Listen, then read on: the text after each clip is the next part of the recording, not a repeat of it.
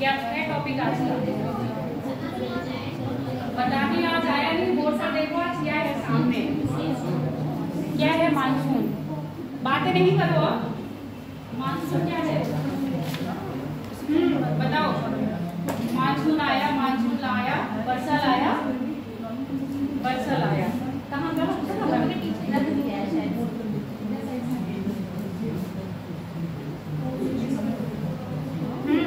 बताओ मानसून। अब बातें बंद कर दो, मानसून समझ लो। नहीं समझोगे तो पैटर्न समझने नहीं आएगा। और ये वाला आपका क्या है? चलेगा या नहीं?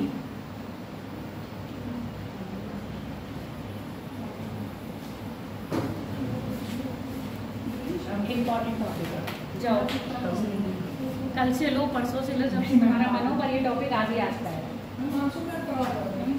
ठीक है, बताओ। ये मैंने इम्पोर्टेंट लिखा है और ये वाला इम्पोर्टेंट है और इसमें से हमेशा ही पेपर में पूछा जाता है किसी न किसी रूप में। अब बताओ मानसून क्या होता है? क्या वर्षा का आना ही मानसून है? यही कहते हैं वर्षा का आना मानसून है क्या?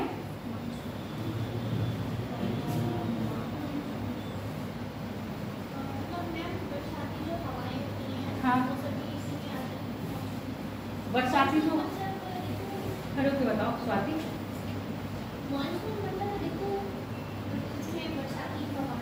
मानसून मतलब ऋतु या ऋतुओं का? मैम ऋतुओं का परिवर्तन। परिवर्तन। अच्छा, तो यहाँ ऋतुओं का परिवर्तन कैसे होता है? जब विश्व की जलवायु पढ़ रहे थे तो आप लोगों ने भारत की जलवायु भी पढ़ी थी। उसी में भारत की जलवायु कैसी आ रही थी? भारत की जलवायु कैसी थी विश्व की जलवायु के अंतर्गत? क्या भारत में सदाबहार वर्षा होती रहती है? कितने टाइम के लिए वर्षा होती है?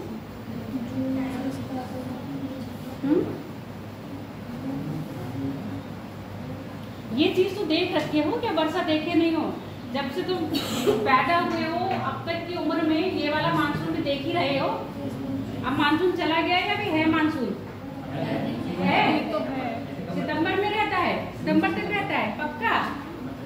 सितंबर में चला जाता है। अच्छा, सितंबर में जाने का कारण क्या है और आने का कारण क्या है मानसून का? क्यों कह रहे हैं मानसून आने वाला है, मानसून जाने वाला है?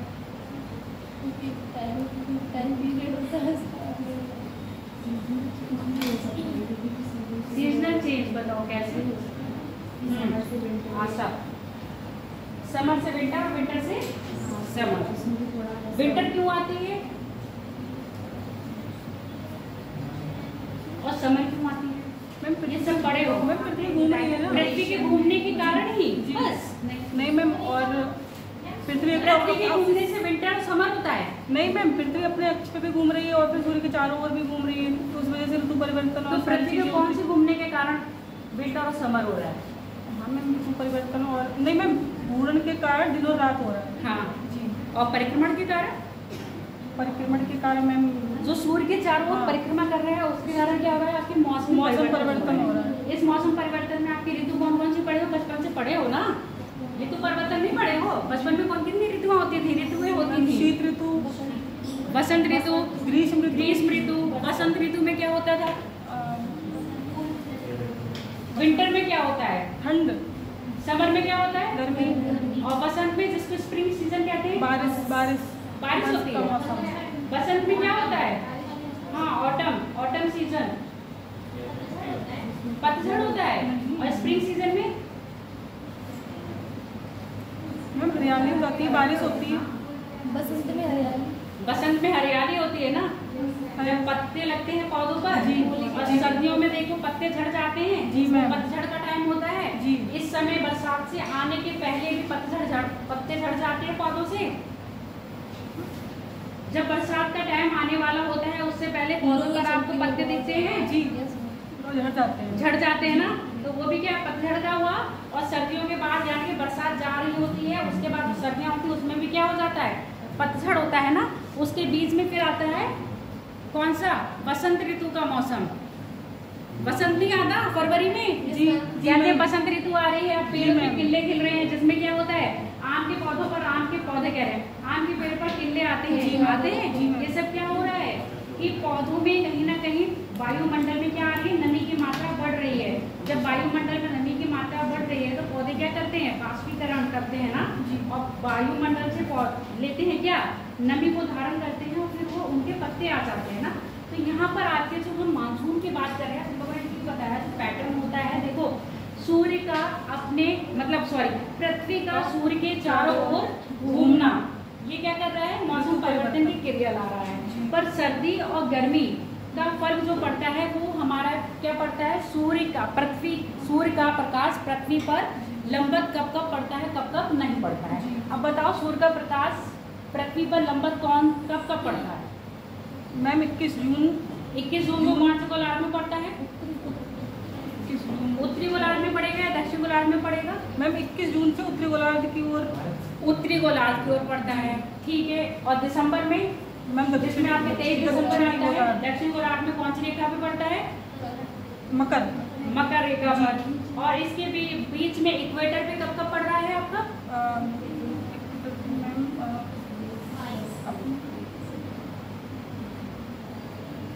22 सितंबर और 21 या 22 मार्च के बीच में इक्वेटर पे क्या पड़ता है आपका, सूर्य का प्रकाश लंबवत पड़ता है। अब तुम लोगों ने अभी खुद बताया कि मैम मानसून क्या होता है, सितंबर में जाता है, इसका मतलब वो जून में आता है ना।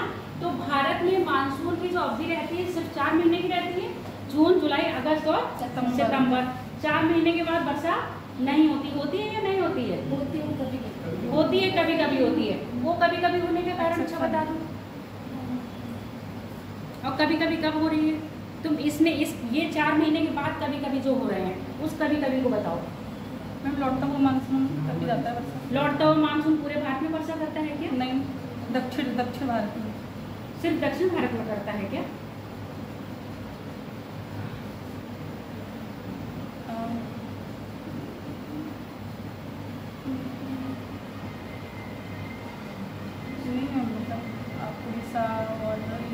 उड़ीसा, पश्चिम पूर्वी तट भारत का पूर्वी तट पर और दक्षिण का कोरोमंडल तट पे लौटता हुआ मानसून वर्षा करवाता है, जो सर्वाधिक भारत के क्षेत्रफल पर वर्षा नहीं करवाता है, ठीक है। अभी मेरा क्वेश्चन क्या था आप लोगों से, क्या पूछा था मैंने? हाँ, कभी कभी। अब बताओ, अब इसके बाद तुम कभी कभी कह रही थी, ये कभी कभी वर्षा कैसे हो रही है? सर्दियों में वर्षा देखी हो? कभी कभी होती है, कभी कभी होती है। ये जो कभी कभी की वर्षा की मात्रा है ये डिपेंड करती है आपके टेम्परेचर पर, है ना। कभी कभी क्या होता है, कहीं का तापमान क्या हो जाएगा, बहुत अधिक हो जाएगा, तो वहाँ निम्न दाब का क्षेत्र बन जाता है। और जब उच्च दाब से हवाएं क्या होती हैं, अगर नमी भरी हवा हो तो वैसा तरी करेगी। और जब उच्च दाब से नमी भरी हवाएं ये निम्न दाब में आती हैं तो क्या करवा देती है, उस क्षेत्र में वर्षा करवाती हैं। और क्या भारत में वर्षा का पैटर्न सेम रहता है? नहीं, चेंज होता रहता है। कैसे?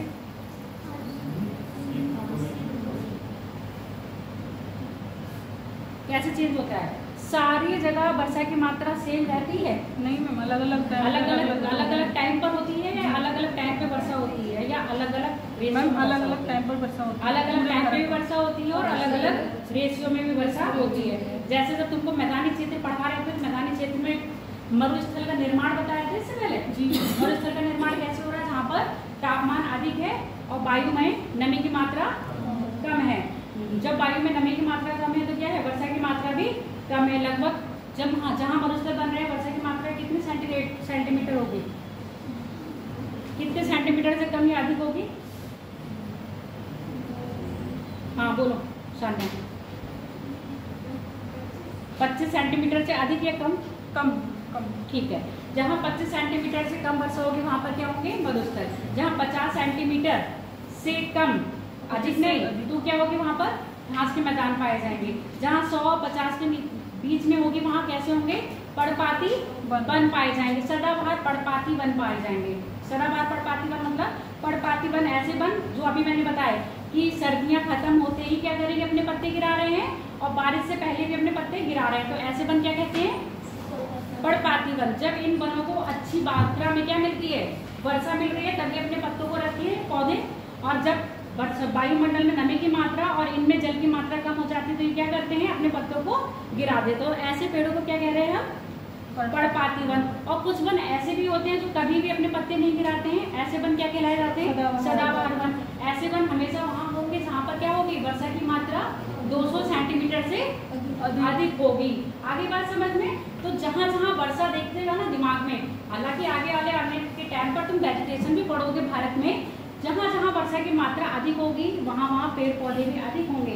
जैसे ही वर्षा की मात्रा क्या होती जाएगी, कम होती जाएगी, आपका जो वेजिटेशन का वो क्या है, फॉर्मेशन, वो भी अलग होता जाएगा। इसी में आपने टुंड्रा पढ़ा था, टुंड्रा प्रदेश में बिल्कुल वनस्पति काय के रूप में होती थी और पर्वतों के ऊपर जाने पर कैसी थी, कोढ़ खाई थी। तो वर्षा क्या करती है, वर्षा बहुत तरह से आपकी क्या है, भौगोलिक स्थिति, आपके जीवन पर प्रभाव डालती है कि नहीं, आपके रहन सहन में परिवर्तन कर देती है। अभी देखो वर्षा इतनी आ रही है, लोगों का जीवन क्या हो गया है, अस्त व्यस्त हो गया है, बाढ़ के कारण ना।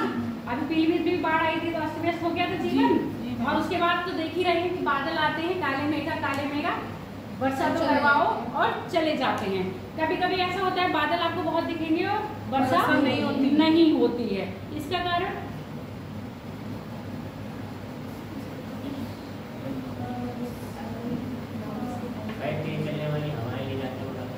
चलो एक बात मान लेते हैं, तेज चलने वाली हवाएं अपने साथ बादल को उड़ा के ले जाती हैं। इसके अलावा भी और कोई कारण हो सकता है, तापमान इतना अधिक हो जाता है वहाँ का कि वर्षा की बूंदें जमीन पे पहुँचने से पहले क्या हो जाती हैं, बाष्प में परिवर्तन होके उड़ जाती है, तब भी तो बारिश नहीं होगी। आप ऐसे समझो, आपने मुंह खोल के रखा हुआ है कि पानी गिरेगा, बूंद है, और वो पानी की बूंद एक टपक रही है, पर आपके टपकने से पहले किसी ने बीच में हाथ लगा दिया तो आपके मुंह में आई नहीं आई ना। तो सेम वही बात है, अगर वहाँ से नमी है, तापमान बढ़ा, वर्षा में नमी ही है, अगर वहाँ पर नमी है, बादल में अपेक्षाकृत बहुत नमी है, तो वर्षा हो ही जाएगी। और तापमान अगर इतना अधिक है कि क्या हुआ, धरती पे गिरने से पहले वो क्या हो गया, बाद में परिवर्तन हो गया, तब भी बारिश नहीं होगी। या बादल में जलवाष्प की मात्रा कैसी होगी, कम होगी। जलवाष्प यानी कि आर्द्रता, नमी कम होगी, तब भी वर्षा की मात्रा कैसी होगी, कम होगी।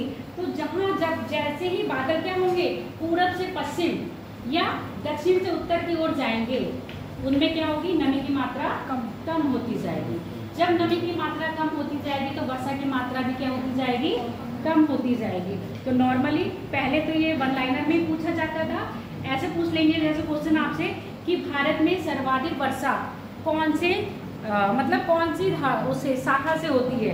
अब आप में शाखा होगी दक्षिण पश्चिमी शाखा, उत्तर पूर्वी शाखा, पहला हो गया, दो हो गए, दो ऑप्शन दे दिए, मतलब दो कथन दे दिए। तीसरा कथन देंगे वर्षा की मात्रा उसमें वायुमंडल में नमी पर डिपेंड करती है, तीसरा हो गया, या तापमान पर डिपेंड करती है। अब आपके चार ऑप्शन बन गए। अब चार ऑप्शन में पूछा जाएगा कि निम्न में से चारों सही हैं, पहला दूसरा सही है, तीसरा चौथा सही है, ऐसे करके ऑप्शन बनाए जाएंगे। अब ये बताओ इनमें से कौन सा सही होगा, ताप की मात्रा और नमी की मात्रा। ताप की मात्रा और नमी की मात्रा, पक्का कह रहे हो, सब सहमत है इनकी बात से। वर्षा की मात्रा वायु में नमी की मात्रा और टेम्परेचर पर डिपेंड करती है, ये दोनों ही कथन सही हैं या नहीं।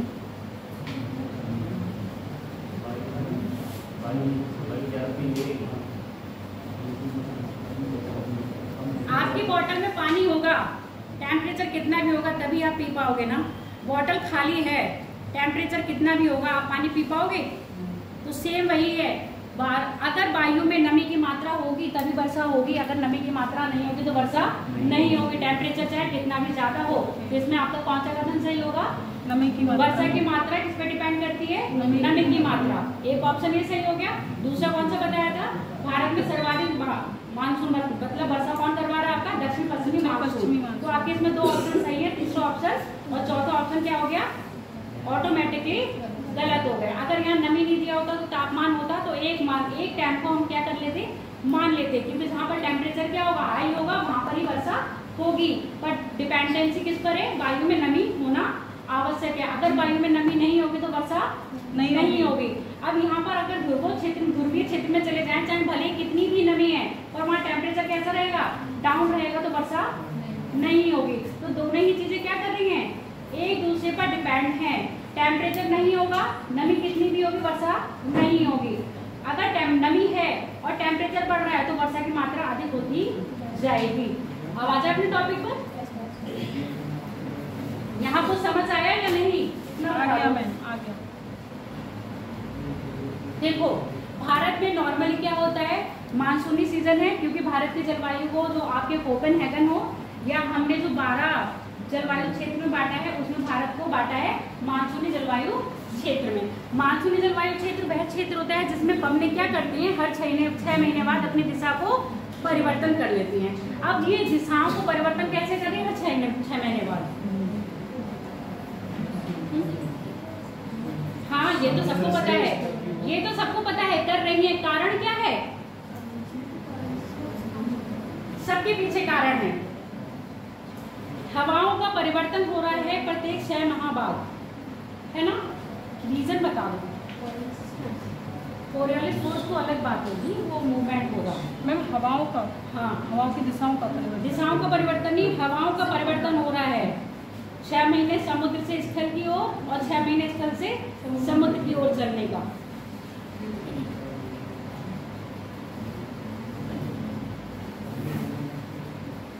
सबसे पहली बात है तापमान में अंतर। हवाएं कब चलती हैं, सब तुम पढ़े हुए हो फिर भी सब ऐसा है। तापमान में जब विभिन्नता होगी, जहां पर तापमान में भिन्नता होगी तो क्या बनेंगे, वायुदाब पेटियां बनती हैं। अब ये वायुदाब बनेगा निम्न और उच्च। तो वायु का संचरण, ये जो वायु का मूवमेंट होता है, जो वायु चलती है वो उच्च दाब से निम्न दाब या निम्न दाब से उच्च दाब, उच्च दाब से निम्न दाब, उच्च दाब से निम्न दाब। अब जो तुम कह रहे हो इस समय पवनें कहाँ चल रही हैं, समुद्र से स्थल की ओर, तो यहाँ पर कौन सा दाब होगा, हाई होगा या लो? निम्न दाब होगा ना जी, क्योंकि यहाँ पर टेम्परेचर क्या होगा, अधिक होगा जी, है ना? जब टेम्परेचर अधिक होगा तो यहाँ की पवनें क्या होंगी, ऊपर उठेंगी। जब ऊपर उठेंगी तो यहाँ पर निम्न दाब का क्षेत्र क्या करेंगी, जनरेट करेंगी। और यहाँ पर क्या होगा, टेम्परेचर इसकी कंपेयर में क्या होगा, कम होगा। तो यहाँ पर उच्च दाब का क्षेत्र होगा तो हवाएं कहाँ से कहाँ चलेंगी, और जब हवाएं समुद्र से किधर चलेंगी, स्थल की ओर, तभी वर्षा करेंगी ना। जब हवाएं स्थल से क्या चलेंगी, वो सॉरी स्थल से समुद्र की ओर चलेंगी तो क्या करेंगी, तो क्या पवनें वर्षा करेंगी, क्यों नहीं करेंगी बताओ? क्योंकि मैम नमी में कमी आ जाएगी। नमी में कमी आ जाएगी या नमी होगी ही नहीं? होगी नहीं, क्योंकि यहाँ पर कोई ऐसी जलराशि मिली नहीं जो हवाएं गर्म होगी क्या करेंगे, वाष्पीकरण करें और अपने आप में क्या करें, वायु में नमी की मात्रा को पर्याप्त करें। स्थल पे कोई जलराशि मिली नहीं, इसलिए यहाँ की नमी कैसी होगी, यहाँ की हवा कैसी होगी, शुष्क होगी। अब ये जब शुष्क हवा यहाँ पर जाएगी तो क्या बारिश करवाएगी, क्योंकि इस समय यहाँ पर क्या है, टेम्परेचर हाई है, तो ये वर्षा यहाँ पर नहीं कर पाएंगी। अगर इसी क्षेत्र में ये पवनों को क्या मिल जाता है, इन पवनों को कोई समुद्री जलराशि मिल जाती है या कोई जल क्षेत्र मिल जाता है, तो क्या करेंगे, ये हवा करवाएंगे, नमी आ जाएगी इनमें, और नमी आती ही वहीं पर ही क्या करवा देंगे, वर्षा। तो ऐसी वर्षा को हम क्या कहते हैं, संवहनीय वर्षा, जो वहीं से नमी ली और वहीं पर क्या वर्षा करवा दी। ऐसी क्या ना अधिकतर भूमध्य क्षेत्र में, यानी कि जो आपका इक्वेटर है ना, इक्वेटर के क्षेत्र पर संवहनीय वर्षा होती है। यहाँ पर पवनें गर्म होकर तुरंत उठती हैं और जल को क्या करती हैं, अपने आप में धारण करती हैं और वर्षा को क्या कर देती हैं, गिरा देती हैं। आगे बात समझ में। तो जो हमारी पवनें हैं यानी कि जो वर्षा लेके आते हैं, क्या उसका एक ही कारण है टेम्परेचर, या इसके अलावा और भी कारण हो सकते हैं?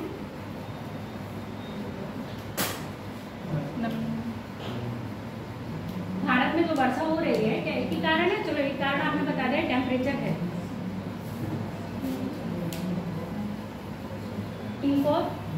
टेम्परेचर, इसके अलावा नमी हो जाएगी, नमी तो आएगी बेटा, नमी तो हम टेम्परेचर में ले ही लेंगे, क्योंकि वर्षा ही तब हो रही है जब नमी है। इसके अलावा और कोई?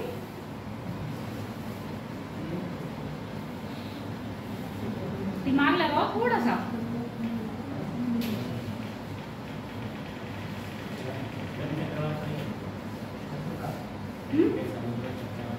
चक्रवात आएंगे पर अभी नहीं आएंगे मैम। दाब में अंतर आ जाएगा, तो दाब में अंतर हम टेम्परेचर में ही कर लेंगे। अब कहोगी नमी में मैडम इसी में ऐड कर ली और टेम्परेचर भी इसी में ऐड कर लिया।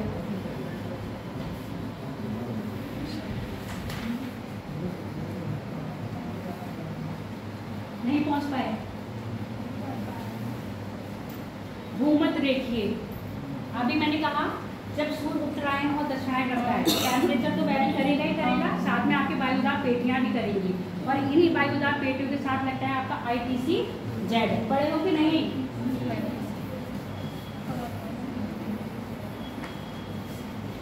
पढ़े हो? ये ITC-Z क्या है? ये वहां पर जहां पर सूर्य का प्रकाश लंबवत पड़ता है वहां पर ठीक वहां पर ITC-Z स्थापित नहीं होता, उससे ठीक उत्तर में होगा। उत्तरी गोलार्ध में ठीक उत्तर में और दक्षिण गोलार्ध में ठीक दक्षिण में, कभी भी रेखा पर नहीं होगा। अब आप ये समझो, ये वाला तो मैंने बहुत बार बना रखा है, ये आपका क्या है 0 डिग्री इक्वेटर, इस पर ITC हमेशा क्या रहता है स्थापित रहता है। उसके बाद जब सूर्य का प्रकाश क्या करेगा उत्तरायण यानी कि तो ITC-Z कहाँ शिफ्ट होने वाला है कर्क रेखा पर, और कर्क रेखा पर कब होता है 21 जून। हम लोग मानसून क्या कहते हैं, भारत में मानसून 1 जून को आ जाता है, पर कर्क रेखा पर ITC-Z कब स्थापित हो रहा है यानी कि 21 जून पर सूर्य का प्रकाश लंबवत पड़ता है, पर यहाँ पर ITC-Z यहाँ पर स्थापित नहीं होगा। इससे कुछ उत्तर में गंगा के मैदान, गंगा का मैदान आपका कहाँ पर है, इसी क्षेत्र में है ना जी मैम, गंगा का मैदान, और आपकी कर्क रेखा कहाँ से गुजर रही है भारत के बीचों बीच यहाँ से। तो कर्क रेखा पर क्या है आपका ITC-Z यहाँ पर स्थापित ना होगे, कुछ ऊपर यानी कि गंगा के मैदान में ITC-Z स्थापित हो गया। ITC-Z वो वाला क्षेत्र होता है जहाँ पर क्या होता है बहुत गर्म होता है, दोनों ही गोलार्ध से व्यापारिक पवनें आती हैं, और व्यापारिक पवनें जब यहाँ पर आती हैं तो ऊर्ध्वाधर गति करती हैं। ये सब पढ़ाए हैं जब पवन संचरण हुआ, जब ऊर्ध्वाधर गति करती हैं तो ऊपर उठ जाती हैं, और ऊपर उठ के फिर ठंडी होके फिर से पुनः कहाँ जाती हैं उच्च वायुदाब क्षेत्र में। ठीक है, इसको कहते हैं आपका हवा का परिसंचरण। तो फिर ठंडे होके फिर से कहाँ आएंगी गर्म क्षेत्र में आएंगी, और यहाँ पर जो ITC-Z में जब ये क्या हुआ निम्न दाब का क्षेत्र उत्पन्न हुआ है तो यहाँ पर पवनें आएंगी भरने इसको, और कौन सी पवनें आएंगी नमी युक्त पवनें। जब ये नमी युक्त पवनें आती हैं तभी तो क्या लाएंगी आपके वर्षा लाएंगे। तो पहला कारण हो गया तापमान, जिसको हम कहते हैं तापमान का सिद्धांत कहते हैं। दूसरा है हमारा ITC-Z का, जिसको हम कहते हैं भूमध्य सिद्धांत के आधार पर। तीसरा होता है आपका तिब्बत। ये पढ़ाऊं या नहीं पढ़ाऊं? तिब्बत पढ़ा दे रही हूँ, समझ लो ये चीजें, समझ लो एक बार, दिमाग में लिखने की कोई जरूरत नहीं है। जब तापमान क्या बढ़ रहा है, जब सूर्य क्या कर रहा है उत्तरायण कर रहा है, हम दक्षिणायन की बात ही नहीं करेंगे क्योंकि हमको मानसून से मतलब है ना, और भारत की मानसून से मतलब है। तो जब सूर्य क्या करेगा उत्तरायण करेगा तो मैंने कहा ITC-Z क्या हो जाएगा आपके गंगा के मैदान में स्थापित हो रहा है। तो कहीं ना कहीं यहाँ का टेम्परेचर भी तो क्या होगा हाई होगा कुछ, है ना। तिब्बत का टेम्परेचर भी तो कुछ हाई होगा कि नहीं। 2 से 3 डिग्री टेम्परेचर बढ़ जाने पर यहाँ पर क्या बन जाएगा निम्न वायुदाब का क्षेत्र बन जाएगा। इस निम्न वायुदाब को भरने के लिए हवाएं यहाँ से यहाँ चल रही हैं, पर क्या हो गया आपका हिमालय आ गया, तो ये हवा यहाँ से यहाँ को पार नहीं कर पाएंगे। पर उधर आपके भूमध्य सागर में शीतोष्ण चक्रवात इसी समय आते हैं गर्मियों में, और जेट धारा के प्रभाव से वो कहाँ आते हैं जिसको हम पश्चिमी विक्षोभ कहते हैं, है ना, वेस्टर्न डिस्टर्बेंस, उसके प्रभाव से कहाँ पर आ जाता है यहाँ पर आती है वो। अप्रैल से ही कार्यक्रम शुरू होता है, आते आते क्या हो जाते हैं आपको नवंबर दिसंबर बन जाता है ना। नवंबर दिसंबर जो हमारे क्या होती है सर्दियों में बारिश होती है, पश्चिमी विक्षोभ शीत होती है, जो शीतोष्ण मतलब ट्रॉपिकल जोन में आपके जो साइक्लोन उठते हैं वो जब जेट धारा के प्रभाव में आते हैं तो हमारे उत्तर भारत में वर्षा करवाते हैं।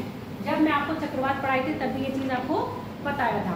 जो अब यहाँ पर टेम्परेचर क्या हुआ गिरा है, तो यहाँ से जो धाराएं आएंगी वो 2 धारा में डिवाइड होती है। एक चली जाती है हिमालय के उत्तर में यानी कि तिब्बत की साइड, और दूसरी आ जाती है हिमालय के दक्षिण में यानी कि आपके भारत में। ठीक, ये इसका जो प्रभाव देखते हैं वो हम देखते हैं विंटर्स में, और यहाँ पर जो प्रभाव देखने को मिलता है वो देखने को मिलता है आपके समर में। यानी कि ये जो तिब्बत का इफेक्ट पड़ रहा है समर में, क्योंकि हमारे यहाँ समर में क्या हो रही है बारिश हो रही है, तो हम अभी इसका इफेक्ट ना पड़ेंगे, किसका पड़ेंगे इसका। ठीक, तो जो हमारे यहाँ समर में बारिश हो रही है, एक तो आपका टेम्परेचर हो गया, दूसरा दूसरा ITCZ हो गया, तीसरा क्या हो गया आपका तिब्बत में जो टेम्परेचर का गिर जाना बढ़ जाना और वहाँ पर निम्न दाब का आ जाना। इससे क्या होगा, जो आपकी ये उत्तर में यानी कि शीतोष्ण में जो हवाएं चल रही हैं वो कहाँ हो जाएंगी, पश्चिमी हवा तिब्बत में प्रवेश कर जाएगी और वही हवा कहाँ प्रवेश कर जाती है आपके यहाँ पर। यहाँ पर अभी नमी नहीं होगी तो कैसी होगी ये वर्षा यहाँ पर नहीं कर पाएगी। हवा कब करवाती हैं, विंटर में हवा, ये हवाएं जो पवने हैं ये विंटर में गर्मी वर्षा करवाएंगे भारत में, जबकि शीत ऋतु में जितनी भी वर्षा होगी ग्रीष्म ऋतु में जितनी वर्षा होगी आपके दक्षिण पश्चिमी मानसून से होगी। क्लियर हो गया।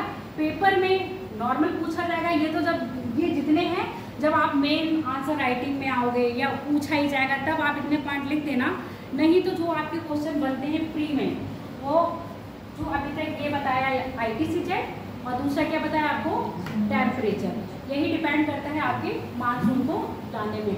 जब सूर्य क्या करेगा, उत्तरायण करेगा, तब ITCZ कहाँ बन जाएगा, गंगा के मैदान पर। यहाँ पर निम्न वायुदाब क्षेत्र बन जाता है और निम्न वायुदाब क्षेत्र बनने से जो पवने, अब कौन सी पवने होंगी, अब देखो बेल्ट, मैंने कहा था बेल्ट शिफ्ट करती हैं। जब आपका ITCZ कहाँ बना है, यहाँ पर बना है, तो ये बेल्ट जो है थोड़ा सा ऊपर उठ जाएगी। जब ये बेल्ट ऊपर उठेगी तो अब यहाँ से जो व्यापारी पवने ऐसे चल रही हैं वो कहाँ पर आएंगी, उत्तरी गोलार्ध में प्रवेश करेंगी और फेरल के नियम के अनुसार जब ये पवने उत्तरी गोलार्ध में प्रवेश करती हैं तो अपनी कहाँ मुड़ती हैं, दाहिने। जब ये दाहिने मुड़ जाएंगी तब क्या कहेंगी, तब ये दक्षिण पश्चिमी मानसूनी तो कहलाएंगी। अब यहाँ पर अगर भारत है तो अब ये बताओ कहाँ से आ रही है, भारत में एंटर कर रही है। ये भारत का क्या है, साउथ, ये है वेस्ट, ये है ईस्ट और ये है नॉर्थ। अब ये वाली डायरेक्शन क्या कहलाएगी, दक्षिण पश्चिमी, इसलिए साउथ और वेस्ट मानसून से ही भारत में सर्वाधिक वर्षा होती है। ये चीजें समझ में आ गई या नहीं? अगर किसी को नहीं समझ में आएगा तो पूछ लो। मैम आपने जो व्यापारिक बताई थी, हमने ये बे ऑफ बंगाल से ही निकल रही है ना? बे ऑफ बंगाल से नहीं निकल रही है बेटा। देखो जब ये बेल्ट शिफ्ट हो रही है तो आपकी ये बेल्ट भी शिफ्ट होती है। अब ये जो आपका इक्वेटर है थोड़ा सा ऊपर शिफ्ट हो जाएगा, जैसे ही ऊपर शिफ्ट होगा तो उत्तरी गोलार्ध तक बढ़ गया ना, है ना। अब ये जो पवनों का इफेक्ट होगा यहाँ से तो कम हो जाएगा। जो भी वर्षा करवाएंगी वो दक्षिणी, आपके जो भारत में मानसून वर्षा करवाते हैं जो दक्षिण में चलती हैं, दक्षिण की जो व्यापारिक पवनें होती हैं वो जब उत्तरी गोलार्ध में प्रवेश कर जाती हैं तब वो होती है।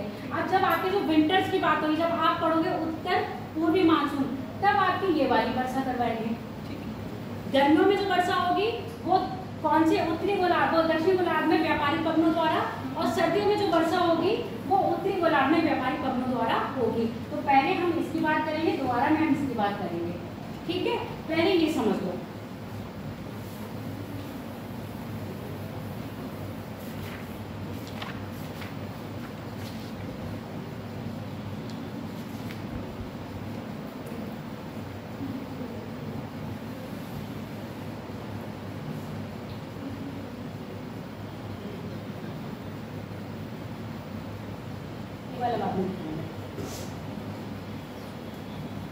ये देखो ईस्टर्ली ट्रेड और easterly trade, westerly trade, westerly trade, और बताते हैं पहले हम ये बात। जब हमारी ट्रेड भारत में, भारत का मैप था, एक दूसरा भी लेके आई थी, गड़बड़ा नहीं समझ लो। जब हमारा क्या है दक्षिणी पश्चिमी मानसून, यानी कि जो आपकी दक्षिण गोलार्ध की व्यापारिक पवनें हैं, जैसे ही वो उत्तरी गोलार्ध में प्रवेश करती हैं तो उत्तरी गोलार्ध में क्या कहता है फेरल का नियम, अपने दाहिने मुड़ेंगी। जैसे ही अपने दाहिने मुड़ती हैं, इक्वेटर से ही मुड़ जा रही हैं, और इक्वेटर भारत के बहुत नीचे अवस्थित है, इतना पता है ना, थोड़ा दिमाग में रखना। इक्वेटर जैसे ही उत्तरी गोलार्ध में आई तो उसके साथ हिंद महासागर मिल गया उसको। हिंद महासागर एक बहुत ही बड़ी क्या है, जल राशि है। अब यहाँ पर कैसा दाब है, हाई प्रेशर है, और यहाँ पर लो प्रेशर है, तो पवनों का जो संचरण होगा हाई से लो की तरफ होगा। जब हाई से लो की तरफ होगा तो यहाँ से जल राशि मिल गई ना इसको, तो ये पवनें क्या होंगी, पर्याप्त मात्रा में क्या कर लेंगी, अपने अंदर नमी धारण कर लेंगी। जब ये अपने अंदर नमी धारण करती हैं, जैसे ही कहाँ आएंगी, भारत के तट के पास आती हैं, तो ये दो शाखाओं में परिवर्तन हो जाता है। किसकी, जो आपकी दक्षिण पश्चिमी मानसून है वो दो शाखाओं में, मेनली दो शाखाओं में यानी कि दो ब्रांचेज में डिवाइड हो जाती हैं। एक होती है अरब और दूसरी होती है बंगाल। क्यों? यहाँ पर जैसे आया देख रहे हो ना, एक शाखा ये जा रही है जिसको हम कह रहे हैं बंगाल की दक्षिण पश्चिमी शाखा, और एक शाखा ये जा रही है जिसको हम कह रहे हैं अरब सागर की दक्षिण पश्चिमी शाखा। अब जब ये शाखाएं क्या कर रही है, भारत में प्रवेश करती हैं, तो आपको मैंने बताया था मरुस्थल बनने का कारण। क्यों बन रहा था मरुस्थल? क्योंकि जैसे ही मानसूनी पवनें आती हैं तो वो उस स्थान पर प्रवेश नहीं कर पाती है। ना प्रवेश करने का कारण क्या था? काठियावाड़ जिले में क्या थी, आपकी गिरनार जैसी पहाड़ियां आ रही थी। गिरनार पहाड़ियां हो या मांडवी की पहाड़ियां हो या बादल की पहाड़ियां, ये पहाड़ियां सब गुजरात क्षेत्र में आ रही हैं। जैसे ही इनसे टकराती हैं और कहाँ मुड़ जाती है, ये देखो ये दिखा रहे हैं ना, कहाँ मुड़ गई? पाकिस्तान की तरफ। और इसको क्या कह रहे हैं, कौन सा क्षेत्र है ये? उत्तर पश्चिमी, है ना, उत्तर पश्चिम में टर्न कर जाते हैं। इस कारण यहाँ पर बारिश नहीं हुई। पहली शाखा क्या है? अब इसी की शाखा को देखते जाना। किसकी शाखा को? अरब की दक्षिण पश्चिमी शाखा जो है, पहली एक कहाँ मुड़ गई? उत्तर पश्चिम में चली गई पाकिस्तान के क्षेत्र में। दूसरी कहाँ है? ये है आपका अरावली क्षेत्र। एक कहाँ मिल गई? इसी के बीच में से निकल के अरावली के सहारे चलेगी कहाँ? हिमालय क्षेत्र में। एक शाखा आ गई। तीसरी शाखा एक यहाँ पर आती है, तो बम्बई से जो आपकी क्या बताई थी, नर्मदा और ताप्ती नदियां हैं, कहाँ से बहती हैं? भ्रंश से बहती हैं। उन्हीं नर्मदा ताप्ती के जो गैप है, भ्रंश है, उसी के बीच में से एंटर करती है पवनें, और जो मध्य भारत यानी कि जो आपके मध्य प्रदेश में वर्षा करवाती हैं। और ये छोटा नागपुर तक लगभग पहुँचती हैं। छोटा नागपुर तक पहुँच के 15 सेंटीमीटर तक बारिश करवाती हैं, और यहाँ से ही आपकी जो बंगाल की शाखा में मिल जाती है, मिलके फिर कहाँ जाती है? पश्चिम तक पहुँचती जाती है। अब मैंने कहा यहाँ पर 15 सेंटीमीटर की बारिश, 15 सेंटीमीटर तक की बारिश होती है। अब आप देख रहे हो यहाँ से यहाँ तक आने में वर्षा की मात्रा कैसी होती जा रही है? कम होती जा रही है। इसके साथ ही यहाँ पर कौन सा श्रृंखला थी? पर्वत श्रृंखला पश्चिमी घाट था। अब यहाँ पर पश्चिमी घाट पर जैसे ही पवनें पहुँचती हैं तो पश्चिमी घाट से टकराई, और इसकी मैंने ऊंचाई बताई थी औसतन 1000 मीटर तक, और 11,600 से 1200 तक की जो पहाड़ियाँ हैं वहाँ तक पहुँचेंगी। तो ये हवाएं जब ऊपर उठेंगी, अब मान लो ये पवन है, पर्वत बनाया, अब जब हवाएं इसके सहारे ऊपर उठती हैं तो ऊपर होकर ठंडी होती है। अब जब ये पवनें ठंडी होंगी तो गैसीय फॉर्म को कैसे लिक्विड फॉर्म में चेंज करेंगी अपने आप को? ठंडी होकर लिक्विड में चेंज होंगी। जब ये ठंडी होकर लिक्विड में चेंज होती है तभी ये क्या करवाती है? यहाँ पर वर्षा करवाती हैं। ये वर्षा जो हुई वो पर्वतीय क्षेत्र की वर्षा हुई। इस तरह की वर्षा को हम कहेंगे पर्वतीय वर्षा। जब पवनें क्या करती हैं? पर्वत के सहारे उठ के वर्षा करवाएंगे तो उनको पर्वतीय वर्षा कहते हैं। तो आपका जो पश्चिमी घाट का क्षेत्र है यहाँ पर कैसे है? कोई भी अभी गैप नहीं देखा। इन गैप से इतनी जगह नहीं थी कि पवनें क्या कर पाए? यहाँ पर अंदर पार कर पाए, पर फिर भी कुछ पवनें क्या होती हैं? यहाँ से पार कर जाती हैं। जब ये पवनें ऊपर होती हैं तो ठंडी होती हैं, और जब गर्म क्षेत्र में आएंगे तो ये नीचे उतरने का प्रयास करती हैं। जब ये पवनें नीचे उतरने का प्रयास करते हैं गर्म क्षेत्र में आके, फिर क्या होता है? यहाँ पर टेम्परेचर इतना ज़्यादा हाई हो जाता है कि इनमें नमी की मात्रा तो वैसे ही कम कर चुकी हैं, क्योंकि अधिकतर तो वर्षा कहाँ करवा दी? यहाँ करवा दी। और जितनी भी नमी यहाँ बची है इनके पास, वो गर्म क्षेत्र में आके अपनी नमी को खो देती हैं। खो देने का मतलब जैसे नीचे आएंगी उनके अंदर जो उपस्थित जल है वो कैसा बन जाता है? पात में परिवर्तित हो जाता है। इसलिए पुणे का क्षेत्र क्या हो जाता है? छाया वृष्टि क्षेत्र में आता है। यहाँ पर वर्षा नहीं होती है, जबकि इसके अपोजिट यहाँ पर क्या हो रही है? अधिक वर्षा हो रही है। ये बात समझ में आई या नहीं? नॉर्मल पेपर में यहाँ से स्टेटमेंट पूछा जाता है कि क्या कारण है जिस समय मुंबई में लबालब बारिश का मतलब बारिश की मात्रा बहुत अधिक होती है, उस समय पुणे क्या होता है? बिल्कुल सूखा रहता है। रीजन पता चल गया? क्योंकि यहाँ पर आने वाली पवनों में नमी की मात्रा क्या हो जाती है? कम हो जाती है, और टेम्परेचर इतना हाई होता है कि वो जब पवनें नीचे गिरती हैं, नीचे से ठंडी होकर जब नीचे गिरने पर आती हैं तो क्या करती हैं? अपनी नमी को खो देती है, यानी कि हवा में ही उनकी नमी जो होती है वो बाष्प बन जाती है, और वर्षा ना के बराबर, ऐसा नहीं कि बिल्कुल नहीं होती है, होती है पर ना के बराबर होती है। क्लियर होगी ये बात? नहीं सबको समझ आया?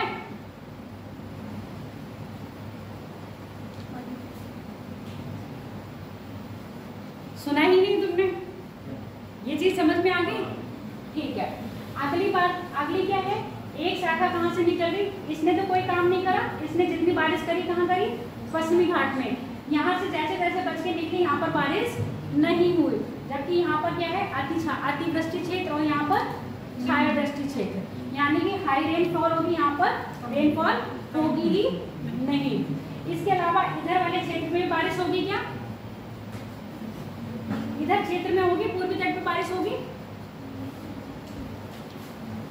जब यहाँ पर मिड में ही बारिश नहीं हो रही तो पूर्वी क्षेत्र में बारिश नहीं होगी। ना होने का कारण पता चल गया, वर्षा में वायु में नमी की मात्रा कम हो गई है, यानी कि नगण्य हो गई है। अब वर्षा इस क्षेत्र में वायु फ्लो करेगी, पर कैसी होगी, शुष्क होगी, और ये शुष्क वायु गर्म लगेगी ना, तो ये लू का प्रकार हो गया आपका, समझ में आ गया। ये कैसी होगी, यहाँ पर गर्म हवाएं चलेंगी और ये गर्म हवाएं शुष्क होंगी। जब हवा शुष्क होगी तभी तो गर्म कहलाएगी। अब यहाँ से जो एक शाखा निकली है अरावली में, एक शाखा पढ़ ली, ये वाली पूरी पढ़ ली, ये कहाँ तक जा रही है आपके छोटा नागपुर तक। दूसरी शाखा तो हमें पढ़नी नहीं है क्योंकि ये कहाँ वर्षा करवा रही है, आपके पाकिस्तान क्षेत्र में चली जा रही है और पाकिस्तान में वर्षा करवा रही है। अब हमें एक बात करते हैं, अगली शाखा जो कहाँ पर प्रवेश करती है, जो आपके राजस्थान में प्रवेश करती है। जैसे ये शाखा राजस्थान में प्रवेश करती है, किसके समानांतर चलती है, अरावली के समानांतर चलती है, क्योंकि इसके रास्ते में कोई अवरोध नहीं आता। अब जब ये अरावली के समानांतर चल रही है, पर ऐसा नहीं है कि यहाँ बारिश नहीं करवाती है, कुछ मात्रा में बारिश करवाती है। अगर कुछ मात्रा में बारिश करवा रही है तभी तो यहाँ एक मौसमी नदी है, लूनी नदी, जिसको जल प्राप्त हो रहा है। ऐसे तो नहीं प्राप्त हो रहा होगा, किसी तरह से तो हो रहा होगा। यहाँ उतनी मात्रा में वर्षा नहीं करवाती जितनी मात्रा में इन क्षेत्रों में ये वर्षा करवाती है। क्यों, अरावली के समांतर निकल के कहाँ पहुँच जाती है। अब अरावली के उत्तर में जब मैदान पढ़ा रहे थे तो कहाँ था, राजस्थान के उत्तर में कौन कौन से राज्य लगते हैं, राजस्थान के उत्तर में कौन कौन से राज्य हैं, हरियाणा है और पंजाब है।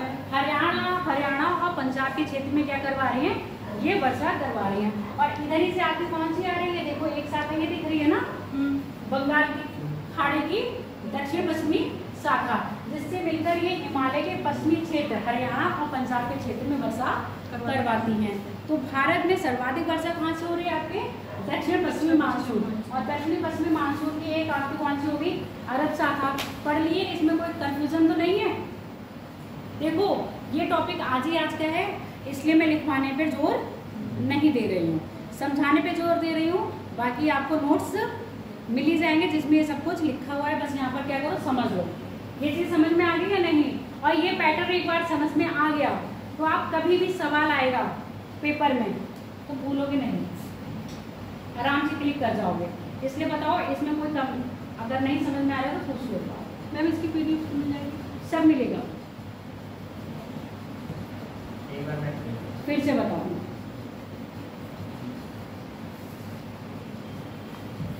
अभी देखो हम सिर्फ प्रोसेस बता रहे हैं, ये नहीं बता रहे हैं कि मानसून कौन सी तारीख में कब कहाँ पर आता है, वो हम सब आपको अभी मैप पे दिखाएंगे।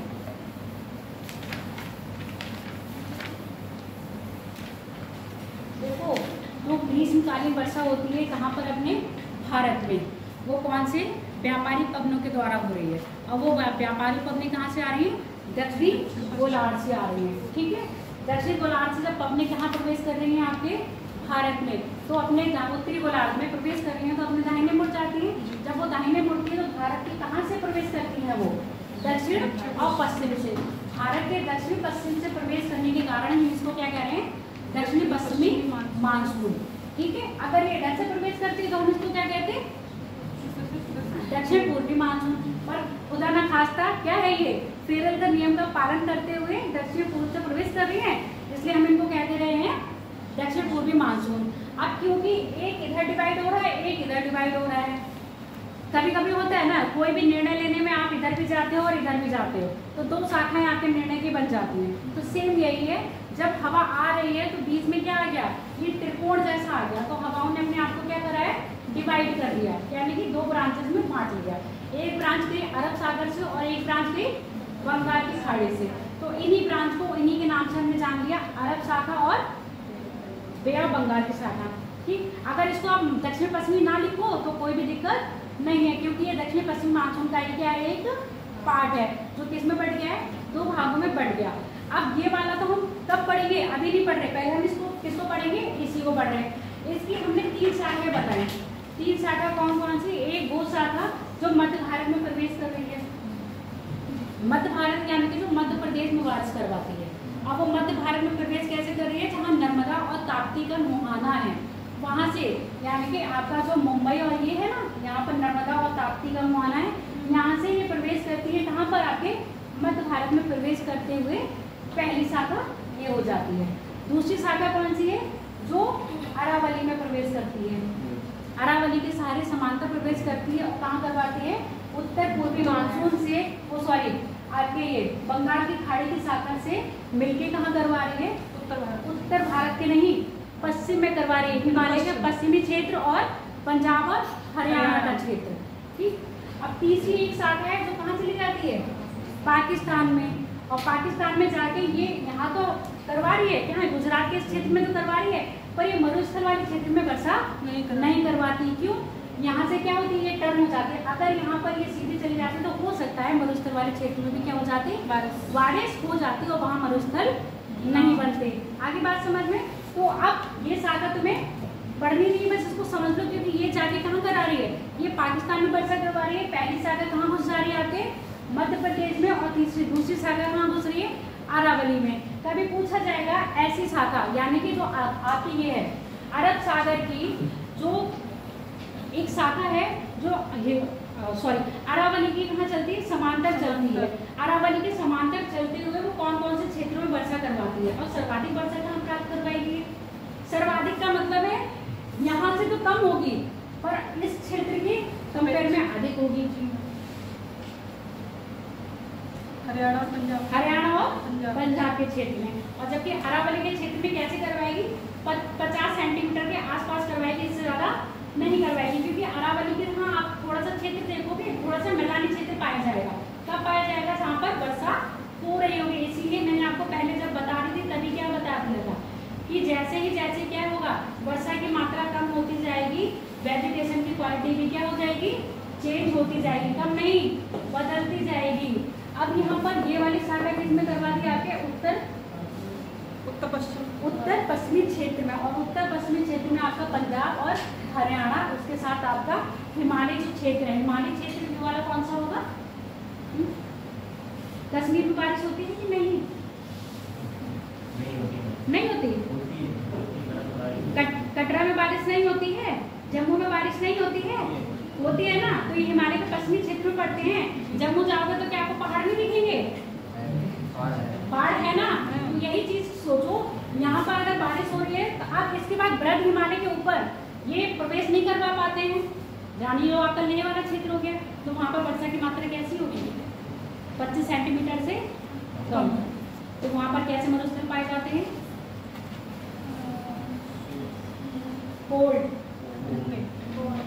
कोल्ड मरुस्थल पाए जाते हैं ना वहीं पर। शुष्क जहाँ पर क्या है? मरुस्थल बनते वहीं पर है ना, जहाँ पर वायु कैसी होगी? शुष्क वायु होगी, नमी की मात्रा नहीं होगी। और जब नमी की मात्रा नहीं होगी तभी तो मरुस्थल का निर्माण होगा। अब यहाँ पर नमी की मात्रा है, पर इस क्षेत्र में आपके वर्षा नहीं हो रही, इसलिए यहाँ पर बन गए मरुस्थल। इस क्षेत्र में हिमालय के कारण वर्षा नहीं हो रही, इसलिए बन गए मरुस्थल। क्योंकि वो शीतोष्ण में आ रहा है इसलिए उसको हमने शीत मरुस्थल कह दिया। ये हॉट में आ रहा है इसलिए हमने इसको कह दिया हॉट मरुस्थल। अब यहाँ ये बात समझ में आ गई?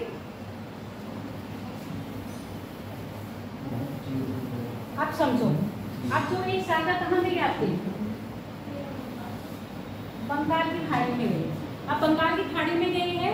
अब आपसे कभी पूछा जाएगा पेपर में कि अंडमान निकोबार या जो आपका असम वाला क्षेत्र है या आपका बांग्लादेश वाला क्षेत्र है, इस क्षेत्र में वर्षा, क्योंकि ये भी मानसूनी वर्षा के क्षेत्र में आ रहा है, इस क्षेत्र में वर्षा कौन सी शाखा से होती है? बंगाल वर्षा, बे ऑफ बंगाल की है ना। साउथ वेस्ट तो है ही, समझ रहे हो, दक्षिण पश्चिमी मानसून तो है ही। हाँ, ब्रांच कौन सी है आपकी? बे ऑफ बंगाल। जबकि इधर कौन सी है आपकी? अरेबियन। अब हमारे उत्तर भारत में जो वर्षा होती है वो कौन सी ब्रांच से होती है? जिसमें हमारा पूरा उत्तर प्रदेश आ जाता है, जिसमें हमारा पश्चिम बंगाल आ जाता है, जिसमें हमारा उड़ीसा तो अभी हम लेंगे ही नहीं, आ जाता है, पर उतनी मात्रा में उड़ीसा नहीं आता है, बिहार आ जाता है। इस क्षेत्र में बारिश कौन सी शाखा से होती है? मैम ये bay of Bengal. Bay of Bengal से। जी। आगे बात समझ में? जी। अब इसको समझाएं। अब ऐसे समझो, जैसे जैसे हम कहाँ जाएंगे, दक्षिण से उत्तर की ओर जाएंगे, वर्षा की मात्रा कैसी होगी? कम। समझ में आ गया? जैसे जैसे हम दक्षिण से उत्तर जा रहे हैं, वर्षा की मात्रा कम हो रही है। और ऐसे ही जैसे जैसे हम कहाँ जाएंगे, पूर्व से पश्चिम, वैसे भी वर्षा की मात्रा क्या होती जाएगी? कम होती जाएगी। तो यहाँ पर मैंने एक जंक्शन पॉइंट बना दिया है, जहाँ पर क्या मिल रहे हैं, आपके अरब शाखा और बंगाल की शाखाएं मिलती हैं, क्योंकि यहाँ मिली थी ना। यहाँ मिली, यहाँ से मिलती है, कहाँ गई? अब यहाँ पर इसकी कंपेयर में वर्षा की मात्रा कैसी हो रही होगी? कम बता दिया था ना पहले। इसकी कंपेयर में वर्षा की मात्रा यहाँ पर कम हो रही होगी। अब जब बंगाल की शाखा, अब जो हमारा दक्षिण पश्चिमी मानसून है, जब इसकी एक शाखा कहाँ जा रही है, बंगाल में प्रवेश करती है, तो आपका अंडमान निकोबार द्वीप समूह में भी वर्षा होती है जी। जो आपका बांग्लादेश है उसमें भी वर्षा होती है, जो आपका म्यांमार है उसमें भी वर्षा होती है। और म्यांमार में एक पर्वत श्रृंखला बताई थी, कौन सी थी? Arakan Yoma. जब ये पवने यहाँ अराकान योमा से टकराएगी तो वर्षा होगी कि नहीं होगी? तो इस क्षेत्र ऐसी वर्षा को क्या कहेंगे हम? पर्वतीय वर्षा कहेंगे। तो अराकान योमा की जो इस क्षेत्र में ये वर्षा करवा रही हैं, वो कौन सी होगी? भारत में होगी या इसमें होगी? म्यांमार के पश्चिमी क्षेत्र में, म्यांमार का पश्चिमी ले लो और आपका जो अराकान योमा का पश्चिमी ले लो, क्षेत्र में वर्षा होगी तो वो कहाँ पर होगी? भारत में होगी या म्यांमार में होगी? क्योंकि अराकान योमा कहाँ पर है? भारत और म्यांमार के बॉर्डर पर है। तो जो पश्चिमी में होगी वो कहाँ पर होगी? भारत में होगी। आगे बात समझ में, क्योंकि पश्चिमी तट से टकराया और यहाँ पर क्या है, ये भारत की सीमा पे बना हुआ है, तो यहाँ पर क्या हो रही है, आगे बंगाल की शाखा से बांग्लादेश में, त्रिपुरा आपका जो मिजोरम है वहाँ पर। इसके बाद आप अपने मैप में जरा खोलो, एटलस लाए हो कि नहीं? खोलो। यहाँ पर गारो, खासी, जयंतिया की पहाड़ियाँ हैं। हाँ मैम। छोटा नागपुर, मेघालय का पठार में जी। खोलो।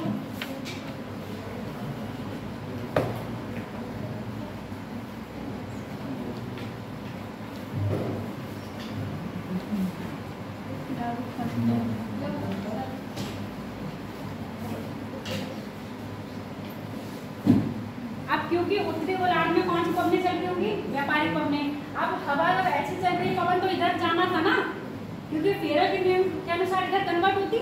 अब ये पवन इधर चल रही तो इधर जाना था ना इसको, समझ रहे हो? अब क्योंकि उत्तरी गोलार्ध में कौन सी पवन चल रही है? व्यापारिक पवनें। मैंने कहा था ये पवनें ग्रीष्म काल में वर्षा नहीं करवाएंगे, यानी कि समर में वर्षा नहीं करवाती है, पर किस में करवाती है? आपके विंटर में करवाती हैं।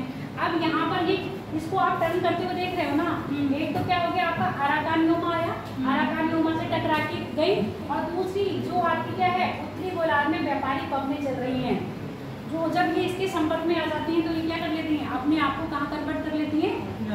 अपने रास्ता परिवर्तन कर लेती है पश्चिम की ओर।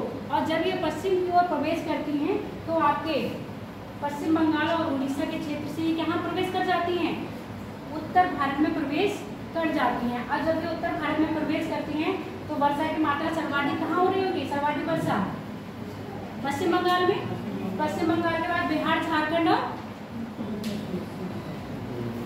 छत्तीसगढ़ के क्षेत्र में जी, ठीक है। उसके बाद आपका उत्तर प्रदेश का क्षेत्र आएगा, उत्तर प्रदेश के बाद आपका उत्तराखंड और ये वाले क्षेत्र जो दिल्ली और क्या है ये एनसीआर जो लग रहा है उस वाले क्षेत्र में वर्षा करवाती रहेगी, पर यहाँ पर वर्षा की मात्रा कैसी होगी? कम होगी। अब जब यहाँ पर आते हैं, जैसे ही कहाँ पहुँचे, दिल्ली एनसीआर के पास पहुँचते हैं, तो ये आपका पंजाब के पास जो ये मिलती है आपकी कौन सी? पश्चिमी धारा। और एक आपने ये देखा था यहाँ से छोटा नागपुर के पहाड़ मध्य भारत में प्रवेश करी थी ये शाखा, ये शाखा भी यहाँ किसके प्रभाव में आ जाती है? आपके बांग्लादेश की शाखा के प्रभाव में आके दोनों ही उत्तर भारत में प्रवेश कर जाती हैं। इसको ऐसे समझो, जो मध्य में आई और छोटा नागपुर के पास तक पहुंची थी, कौन सी आपकी? अरब सागर की शाखा, वो बाद में क्या है, बंगाल की शाखा के संपर्क में आके टर्न होकर कहाँ मिल जाती है?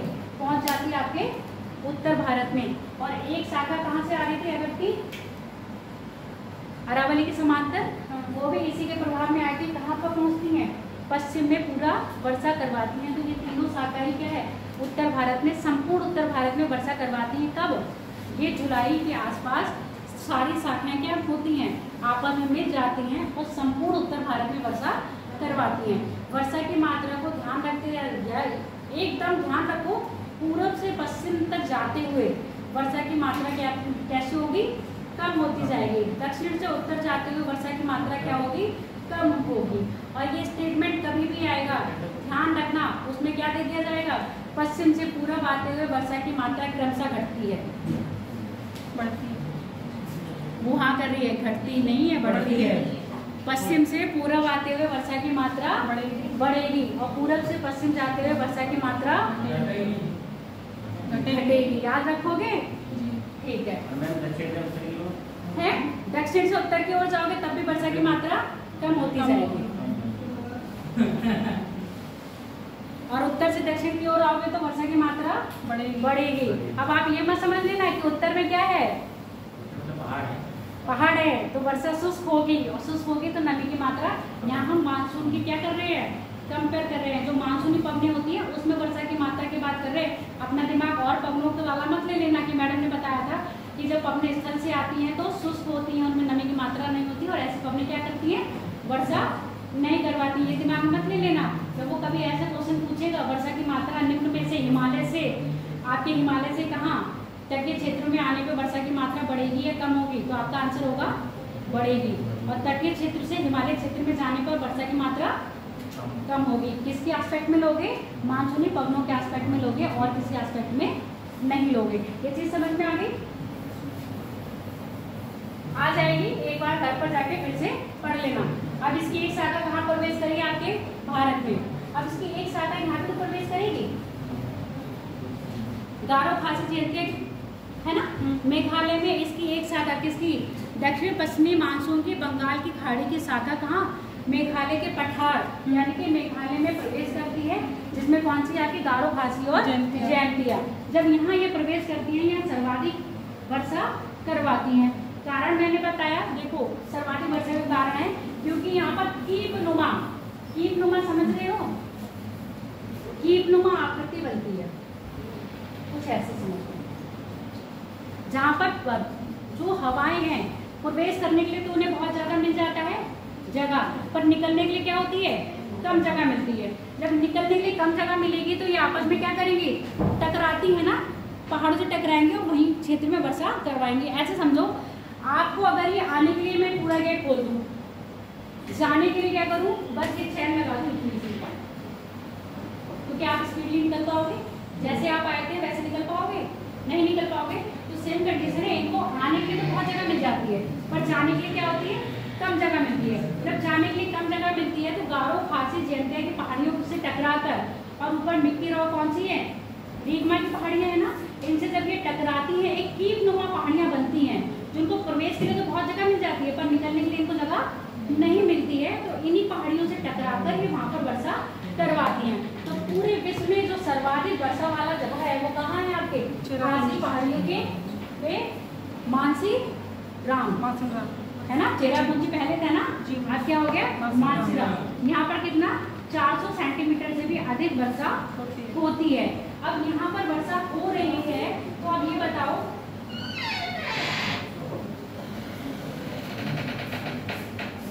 यहाँ पर मानसून कब आता होगा,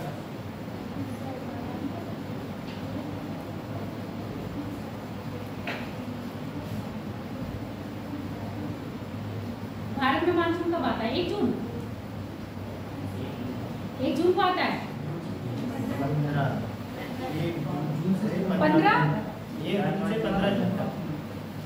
1 जून से भारत में मानसून 1 जून को ही आ जाता है। और कहाँ आपके आता है, केरल तक है ना, केरल पर भारत में मानसून 1 जून पर आ जाता है, जबकि उससे पहले मई में ही 20 मई के आसपास आपका अंडमान निकोबार के क्षेत्र में वर्षा होने लगती है। नॉर्मल पूछा जाता है कि भारत का मानसून की तिथियां कब, कौन से तट पर, सब दिखा देते हैं, कौन से तट पर कब आता है, कौन सी डेट में कब आता है।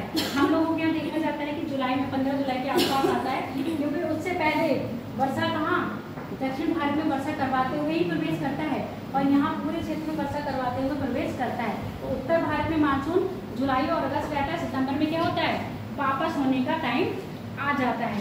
अब लौटता हुआ मानसून वापस हो रहा है तो वापस भी तो किसी के प्रभाव में हो रहा होगा, मैंने आपको कहा था कि जेट प्रभाव होता है ना, जो क्या है यहाँ पर जब निम्न दाब का क्षेत्र उत्पन्न होता है तो आगे पश्चिम से आने वाला जो पश्चिमी विक्षोभ होता है वो भी क्या है यहाँ पर इफेक्ट डालता है, और उसको आते आते क्या है सितंबर अक्टूबर का टाइम हो जाता है। अब जब सूर्य क्या करेगा आपका, अभी तो उत्तरायण करा था ना, तब मानसून आया था। अब जब मानसून बाहर भेजोगे तो उसको सूर्य को कहाँ करोगे, दक्षिणायन। तो लौटता हुआ मानसून कब आएगा, जब सूर्य क्या करेगा, दक्षिणायन। और सूर्य दक्षिणायन कब करता है, 21 सितंबर के बाद। तो भारत में हम कहते हैं 21 सितंबर के बाद क्या आने लगता है, मानसून की वापसी होने लगती है। अब ये इसको ऐसे समझो, ये इक्वेटर हो गया, 1 जून तक क्या रहा, सूर्य यहाँ पर रहा, उसके बाद धीरे धीरे सूर्य क्या कर रहा है, दक्षिणायन कर रहा है। सितंबर माह में कहाँ पर आ गया, इक्वेटर पर आ गया। तो ITCZ भी धीरे धीरे कहाँ स्थापित होने लगेगा, दक्षिण में ना। ITCZ धीरे धीरे दक्षिण में स्थापित होने लगेगा, यानी कि आगे इक्वेटर से नीचे स्थापित होगा। जब इक्वेटर के नीचे स्थापित होगा तो बंगाल की खाड़ी और हिंद महासागर में निम्न वायुदाब का क्षेत्र बनेगा, बनेगा कि नहीं। अब जब यहाँ निम्न वायुदाब का क्षेत्र बनेगा और यहाँ पर कैसा होगा, उच्च वायुदाब का क्षेत्र पहले बन रहा है, तो वही उच्च वायुदाब को जो पश्चिमी विक्षोभ है वो पवने कहाँ पर आएंगी, आपके बंगाल की खाड़ी में जो निम्न वायुदाब क्षेत्र बना है उसको पूरा करने के लिए, उसको भरने के लिए आती हैं। जब ये पवने उसको भरने के लिए आती हैं तो आपके उत्तर भारत में कहाँ सर्दियों के टाइम पर बारिश करवाती हैं और धीरे धीरे कहाँ बंगाल की खाड़ी में आती है। जब समुद्र में निम्न वायुदाब का क्षेत्र बनता है तो कौन सी स्थिति आती है, जब समुद्र में निम्न वायुदाब बनेगा तो कौन सी स्थिति का उत्पन्न होना है,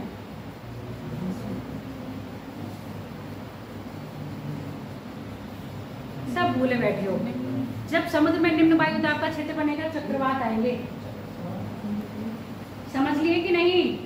जब समुद्र में निम्न वायुदाब क्षेत्र बनेगा तो आपके चक्रवात आएंगे। तो ऐसी अवस्था में क्या होगा, बंगाल की खाड़ी में निम्न दाब बना और पश्चिमी विक्षोभ से जो ठंडी हवाएं हैं वो कहाँ आएंगी, बंगाल की खाड़ी के निम्न दाब को पूरा करने के लिए।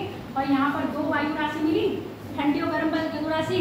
जब ये ठंडी और वायु गर्म राशि मिलेंगी तो क्या करेंगे, वाताग्र बनाएंगे, और वाताग्र बनाने में क्या बनाएंगे, चक्रवातों का निर्माण करेंगे। तो यहाँ पर चक्रवाती वर्षा कब मिलती है, अभी मैंने कहा ना कि न्यूज में देख रहे होगा चक्रवात आने वाला है, बंगाल की खाड़ी में चक्रवात उत्पन्न हो रहा है, बन रहा है। तो अब क्या है, चक्रवात की क्या बनने लगे, सिम्टम्स बनने लगे हैं। अब जल क्या होने लगा है, गर्म होने लगा है, जबकि स्थल कैसे होने लगेंगे, अक्टूबर। अच्छा ये देखो, जब वर्षा आने वाली होती है, जब मानसून का आगमन होता है तो टेम्परेचर बढ़ता है या कम होता है,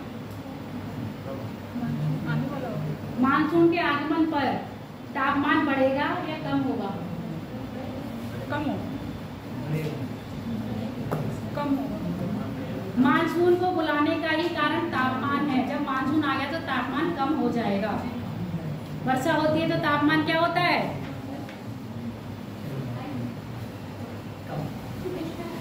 मानसून को बुलाने का कारण क्या है, निम्न दाब।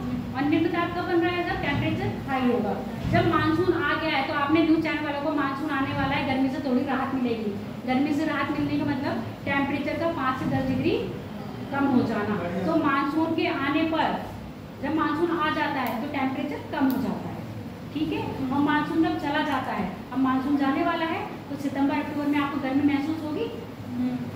मानसून के जाने पर भी क्या होगा, टेम्परेचर बढ़ जाएगा, जबकि मानसून के आने पर टेम्परेचर कम हो जाएगा। तो जो अक्टूबर की गर्मी होती है, तो अक्टूबर की गर्मी के कारण क्या होता है, आपका उत्तर पूर्वी वायु जो होती है वो मानसून लेके आता है, जिसको हम कहते हैं लौटता हुआ मानसून। अब लौटते हुए मानसून की बात कर ले। अब जैसे ही सूर्य क्या हो रहा है, दक्षिणायन हो रहा है, तो यानी कि वायुदाब पेटी भी शिफ्ट होगी। जब वायुदाब पेटी भी शिफ्ट होगी तो ITCZ भी नीचे शिफ्ट होगा दक्षिण की तरफ। जब ITCZ भी शिफ्ट होगा तो आपके जो उत्तरी गोलार्ध में, जो दक्षिणी गोलार्ध से पवने उत्तरी गोलार्ध में प्रवेश करेंगी वो भी अब कहाँ जाएंगी, दक्षिण में चली जाएंगी। अब उनकी दिशा वैसी ही हो जाएगी जैसे उनकी चलती है। दक्षिण गोलार्ध में कैसे हो जाएंगी वो, दक्षिण गोलार्ध में कैसे कन्वर्ट होती हैं पवने, अपने दाहिने या अपने बाएं, अपने बाएं होती हैं। यानी कि आप वो कैसे कन्वर्ट हो जाएंगी, इस तरह से। अब जब उत्तरी गोलार्ध में शिफ्ट हुआ, क्या है, वायुदाब पेटी शिफ्ट हुई, जो उत्तरी गोलार्ध में पवने चल रही थी वो भी तो शिफ्ट हो जाएंगी, वो शिफ्ट होंगी कि नहीं होंगी। अब वो दक्षिण गोलार्ध में कैसे चलेंगी, अपने बाहिने मुड़ जाएंगे, जबकि ये कैसे मुड़ रही थी अपने दाहिने। ये दक्षिण पश्चिमी मानसून ला रही थी, ये आता है उत्तर पूर्वी मानसून, और उत्तर पूर्वी मानसून को हम क्या कहते हैं, आपका लौटता हुआ मानसून। आप यहाँ समझो, अब जब मानसून क्या कर रहा है, बदल रहा है। अब क्यों, यहाँ से पश्चिम से क्या है, पश्चिमी विक्षोभ आ रहा है, क्योंकि यहाँ पर निम्न दाब का क्षेत्र आ गया है। तो ये पवनें क्या होंगी, इसके प्रभाव में आके क्या करने लगेंगी, वापस होंगी। आगे बात समझ में, इसके प्रभाव में आके कहाँ हो रही होंगी, यही वापस हो रही होंगी। और यहाँ पर जो उत्तरी गोलार्ध में व्यापारिक पवनें हो रही आती हैं, वो भी क्या कर रही होंगी, वापस किधर आ रही होंगी, दक्षिण गोलार्ध की तरफ शिफ्ट हो रही होंगी। जब ये पवनें दक्षिण गोलार्ध की तरफ शिफ्ट होती हैं, तो बंगाल की खाड़ी से कुछ नमी क्या कर लेती हैं, प्राप्त कर लेती हैं, क्योंकि स्थल में तो इन्हें नमी नहीं मिल रही है। पर अगर इसी क्षेत्र में कोई जल राशि मिल गई तो ये क्या करेंगी, ये पवनें शुष्क तो हैं, तापमान बढ़ा हुआ है, तो ये क्या करेंगी, अपने आप में नमी ग्रहण कर लेंगी। जब ये अपने आप में नमी ग्रहण करती हैं, तो ऐसा नहीं है कि ये यहाँ पर हैं। अब इसका दूसरा फोटो कहाँ चला गया,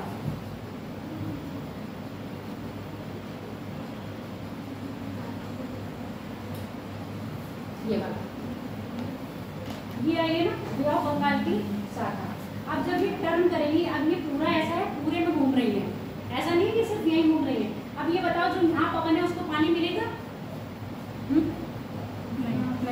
ये कैसी होगी, शुष्क होगी, क्यों, कहाँ से निकल रही है, स्थल से निकल रही है, तो ऐसे पवनें वर्षा नहीं करवाएंगे। अब ये वाला क्षेत्र आपने देखा, जब ये यहाँ पर थी तब भी वर्षा नहीं मिल रही थी, जब ये इधर से आ रही है तब भी वर्षा नहीं मिल रही है, तो ऐसा क्षेत्र क्या होगा, अतिवृष्टि। और ये वाले क्षेत्र में जब पवनें ऐसे आ रही है, तो ये क्या हो रही है, यहाँ से नमी ले रही है। जब ये पवनें यहाँ से नमी लेती हैं,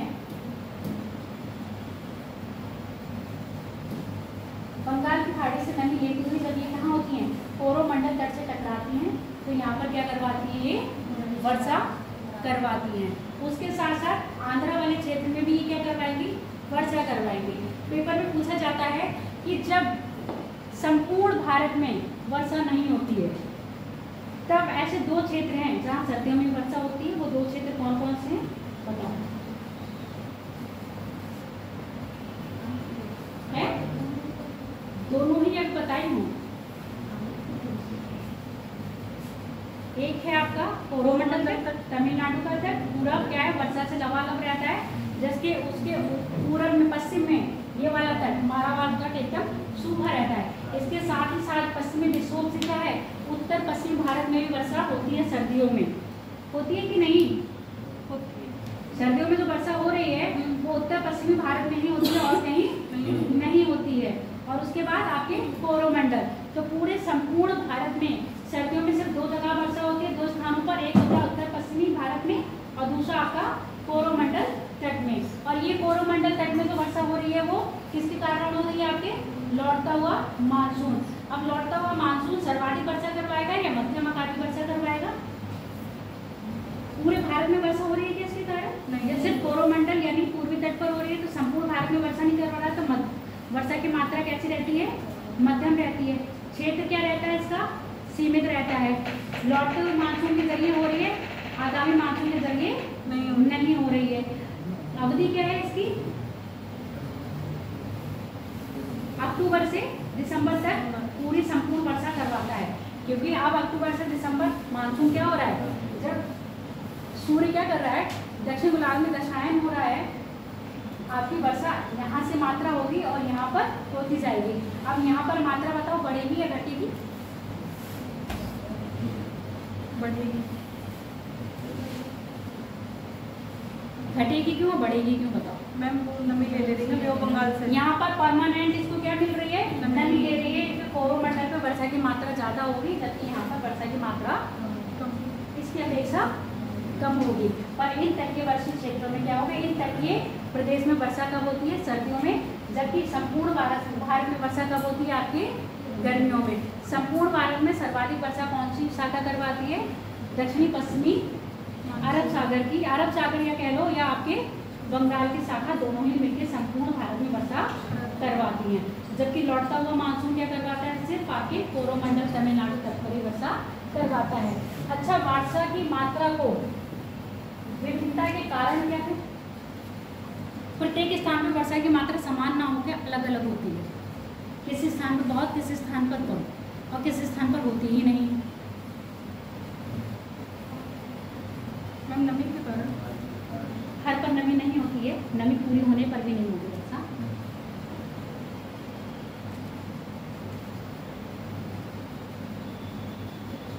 दिमाग लगाओ थोड़ा।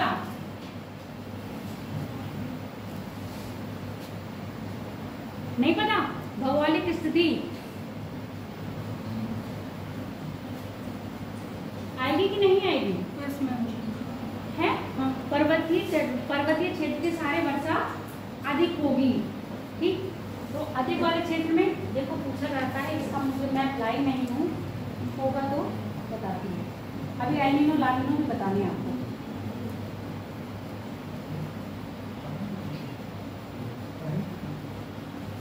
मैंने बोला कि यहाँ पर सर्वाधिक वर्षा होगी, कितनी हो रही है?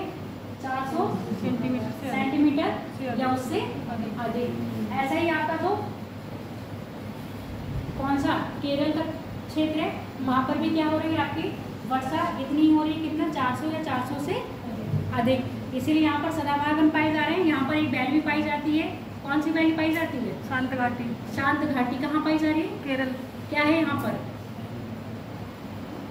निम्न जैव विविधता है, उच्च जैव विविधता है, या जैव विविधता नगण्य है? हाई बायोडाइवर्सिटी है, लो बायोडाइवर्सिटी है, या बायोडाइवर्सिटी की दृष्टि से 0 है? क्या है शांत घाटी में?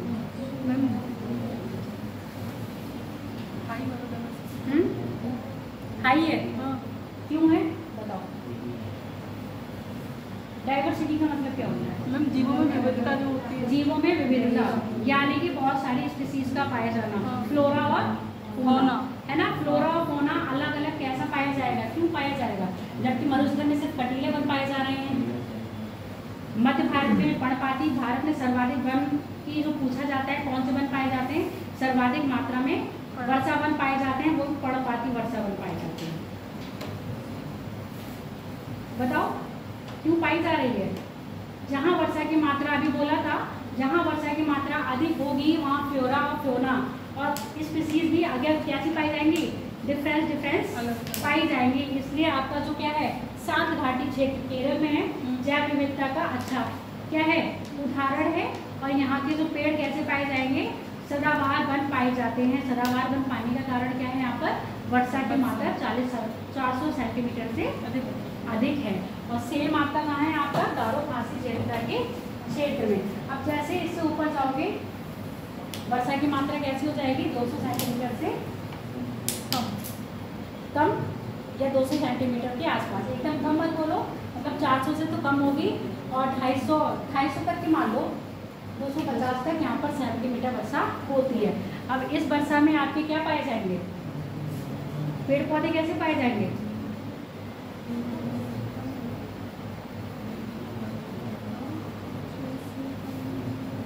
तराई क्षेत्र वाले वन पाए जाएंगे। और इस क्षेत्र में आप देखो असम और मेघालय का क्षेत्र आता है आपका। और असम मेघालय का क्षेत्र क्या है? आपके चाय की उपयोगिता के लिए है। तो ऐसा यहाँ पर ये वाला क्षेत्र यहाँ पाया जा रहा है, और ऐसा ही क्षेत्र आपका नीलगिरी वाला क्षेत्र पाया जाएगा, जहाँ पर वर्षा कैसी होती होगी? 200 या 250 सेंटीमीटर के आसपास वर्षा होती होगी। इसके बाद जैसे ही आप कहाँ जाओगे? भारत के पश्चिम में, पश्चिमी हो जाएगा ना भारत। जैसे भारत के पश्चिम में जाओगे वर्षा की मात्रा कम होती जाएगी और अरावली के पास 25 सेंटीमीटर से कम पाई जाएगी। तो यहाँ पर भौगोलिक स्थिति तटीय क्षेत्र की अपेक्षा मैदानी क्षेत्र में वर्षा की मात्रा अधिक होगी या कम? कम। बताओ रीजन। तटीय क्षेत्रों की अपेक्षा मैदानी क्षेत्र में वर्षा की मात्रा कम होगी या अधिक? ये सारे क्वेश्चन आपके स्टेटमेंट में बन के आ सकते हैं। है?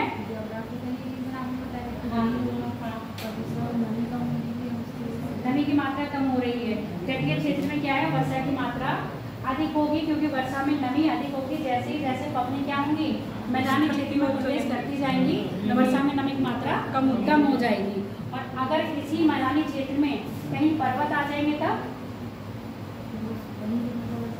तो वहीं वर्षा करवा देंगे, उसके पीछे वर्षा नहीं होगी। एक ही कारण हो गया, समझ में आ गया। भौगोलिक स्थिति भी क्या करती है, वर्षा के ऊपर डिपेंड करती है। अगर इसी क्षेत्र में कहीं जलराशि, अच्छी खासी जलराशि आ जाती तब बताओ वर्षा की मात्रा आगे बढ़ती है कम होती?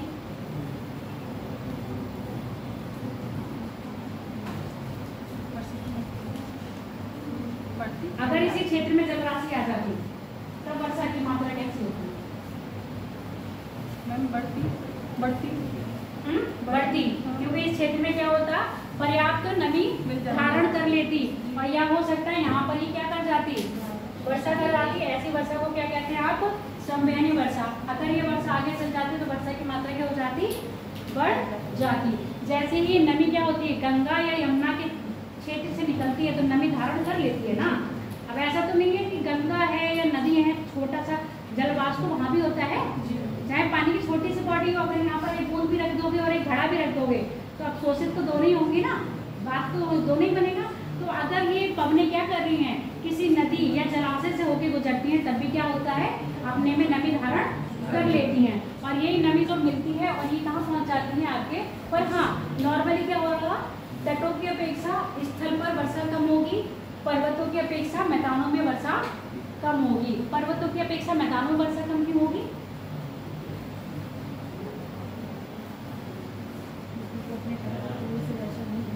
पर्वत में हवाएं क्या होंगी, ऊपर उठते हुए वही वर्षा करवाती है, जबकि मैदानी क्षेत्र में ऐसा कोई अवरोध नहीं आता है। तो हो सकता है कि हवाएं क्या हो, बहुत तेज फ्लो के साथ बादल उड़ा के ले जाएं और नमी वहां पर वर्षा ना करवा पाए। तो वर्षा की अधिकता और कम क्या डिपेंड करता है, आपका एक टेम्परेचर हो गया, भौगोलिक स्थिति हो गई, तटीय क्षेत्र से जितना ही आगे बढ़ते जाओगे वर्षा की मात्रा क्या होती जाएगी, कम होती जाएगी। अब यहाँ भारत के क्षेत्र में पूरब से पश्चिम जाने पर वर्षा की मात्रा कम हो रही है, ऐसा नहीं है कि और किसी देश में भी यही होगा, हो सकता है और किसी देश में वर्षा का पैटर्न क्या हो, अलग हो। अब हमारे यहाँ तो ये वर्षा, अब यही वर्षा अगर हम लौटता हुआ मानसून जो हमारे इसमें करवा रहा है, अगर यहाँ पर ना हो तो ये टर्म ऐसे कर रही होती, तभी तो क्या होता, तटीय क्षेत्र से इधर आने पर वर्षा की मात्रा क्या हो रही थी, कम हो रही थी। तो यहाँ पर कभी कभी पूछा जाता है क्या कारण है कि कोरोमंडल में वर्षा अधिक होती है, जबकि उसके अपोजिट क्या है आपका पूर्वी तट, पश्चिमी तट क्या रहता है, सूखा रहता है। लौटता हुआ मानसून है, लौटता हुआ मानसून यहीं पर वर्षा करवाता है, वो कभी इस क्षेत्र में प्रवेश नहीं करवा पाता। और अगर प्रवेश कर भी जाता है तो यहाँ पर टेम्परेचर इतना हाई होता है कि वर्षा क्या होती है, वर्षा की बूंदें बाष्पीकरण होकर वर्षा नहीं करवा पाती। रीजन समझ में आ गया, सारे रीजन्स एक बार घर पर जाके फिर से पढ़ना, प्रोसेस आया समझ गया नहीं। अब हम बात करते हैं सर्दी में जो वर्षा होती है कहाँ पर, उत्तर भारत में। सर्दियों में दो क्षेत्र में बारिश हो रही है ना, एक आपका कोरोमंडल क्षेत्र जो करवा रहा है आपका लौटता हुआ मानसून, और दूसरी हो रही है आपके उत्तर भारत यानी कि उत्तरी पश्चिम उत्तर भारत में जो करवाता है आपका पश्चिमी विक्षोभ के कारण वर्षा होती है। ये वर्षा देखो जैसे ही क्या होगा, पश्चिमी विक्षोभ हिमालय के तट यानी कि तिब्बत के पठार से आगे टकराता है तो दो शाखाओं में क्या कर जाता है, अपने आप को बांट लेता है। जब ये दो शाखाओं में बांटता है तो एक शाखा कहाँ चली जाती है, हिमालय के दक्षिण में, और दूसरी हिमालय के उत्तर में। जो हिमालय के उत्तर में गई उसको तिब्बत की शाखा कहते हैं, जो हिमालय के दक्षिण में आई उसको भारत की पश्चिमी विक्षोभ की शाखा कहते हैं। ये पश्चिमी विक्षोभ किससे, भूमध्य सागर में उत्पन्न शीतोष्ण चक्रवात जो क्या होता है, जेट धारा के संपर्क में आके इसको क्या मिल जाती है, गति। तो शीतोष्ण जब चक्रवात आपने पढ़े होंगे, शीतोष्ण चक्रवात और उष्णकटिबंधीय चक्रवात, जब ये चक्रवात आपने पढ़े हैं तो आपने देखा होगा शीतोष्ण चक्रवात कहाँ बनते हैं और उष्णकटिबंधीय चक्रवात कहाँ बनते हैं, और दोनों का प्रकार देखा होगा, इफेक्ट कहाँ कहाँ होता है, बताओ जरा। शीतोष्ण चक्रवात यानी कि जो आपके टेम्परेट साइक्लोन होते हैं उनका इफेक्ट कहाँ कहाँ देखने को मिलता है, समुद्र में, स्थल में, समुद्र स्थल दोनों में या समुद्र में, दोनों में कैसे,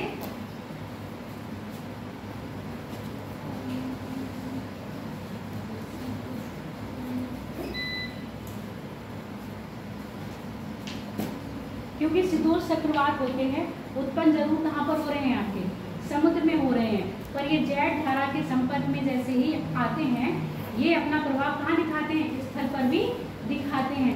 तभी तो भूमध्य सागर जो टेम्परेट जोन में आता है वहाँ पर उत्पन्न चक्रवात जो साइक्लोन उत्पन्न हो रहा है उसका प्रभाव हम भारत में देखते हैं। और ये कब होते हैं, शीतोष्ण चक्रवात टेम्परेट जोन में जरूर आते हैं, पर ये उष्णकटिबंधीय चक्रवात का ही क्या है, एक प्रकार है। वो किस में आ रहा है, इसी क्षेत्र में आता है।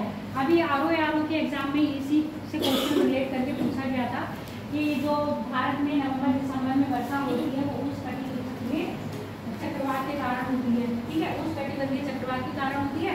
और इस तरह की बरसात किसकी, खरीफ की फसल के लिए अधिक लाभकारी होती है। अब ये बताओ ये दोनों सही है या दोनों गलत है?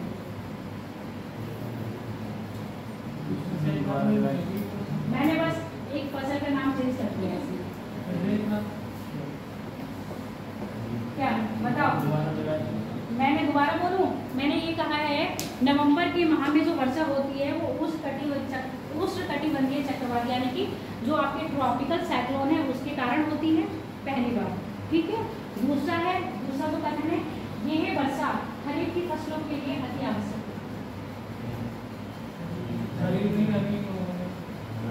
अब बताओ दोनों सही है दोनों गलत है? एक गलत है एक सही है। क्या उष्णकटिबंधीय चक्रवात होते हैं यहाँ पर? जो नवंबर में वर्षा होती है वो शीतोष्ण कटिबंधीय चक्रवात के कारण होती है, पर ये जब यहाँ पर आती है ना भारत में तो उष्णकटिबंधीय क्षेत्र को भी क्या कर जाती हैं, पार कर जाती हैं। तो एक तरह से ये कथन क्या हो जाता है, सही हो जाता है। अगर हम शीतोष्ण लिखा होता तो सही होता, पर यहाँ पर उष्णकटिबंधीय चक्रवात लिख दिया है। अगर अति उष्णकटिबंधीय चक्रवात बोल देते तो ये स्टेटमेंट सही होता। तो उष्णकटिबंधीय चक्रवात कहाँ आते हैं आपके, सिर्फ समुद्रों में आते हैं और इनका इफेक्ट कहाँ दिखाई देता है, समुद्र तक। जैसे ये तटों पर आते हैं क्या हो जाते हैं, समाप्त हो जाते हैं। जबकि शीतोष्ण कटिबंधीय चक्रवात होते हैं जो आपके टेम्परेट जोन में आते हैं वो स्थल और समुद्र दोनों में ही प्रभाव छोड़ते हैं। जो भारत में सर्दियों में वर्षा यानी कि नवंबर के टाइम पर जो वर्षा होती है वो आपकी किसके कारण होती है, शीतोष्ण चक्रवात का पश्चिमी विक्षोभ के कारण भारत में उसका प्रभाव देखने को मिलता है। और सर्दियों के टाइम पर जो फसल उगाई जाती है वो रबी की फसल होती है, ना कि खरीफ की फसल। तो इस चीज़ों को जब आप वर्षा मतलब जब जलवायु पढ़ रहे हो उसके साथ साथ वेजिटेशन और जलवायु जब आपकी बारिश हो रही है कौन से मौसम में हो रही है उस समय कौन सी फसल उगाई जाती है उसको ध्यान में रखना। अब आपसे डायरेक्टली एक क्वेश्चन ऐसे सीधे उसी टॉपिक से उठा के नहीं पूछा जाता है, 2-3 टॉपिकों को रिलेट करके पूछा जाता है। कितनी बात क्लियर हो गई? लौटता हुआ मानसून क्लियर है? पढ़ोगे तो बिल्कुल क्लियर हो जाएगा, ठीक है।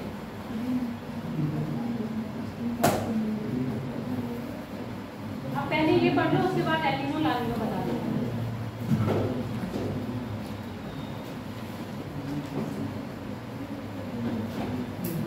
देखो इसमें दिखा रहे हैं भारत में मानसून कब कब कहाँ कहाँ आता है। 1 जून को मानसून कहाँ दिख रहा है आपको?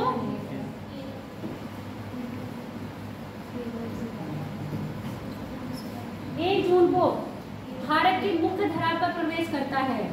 कहाँ पर आपके मालाबार तट यानी कि केरल तट पर भारत में मानसून सबसे पहले आता है।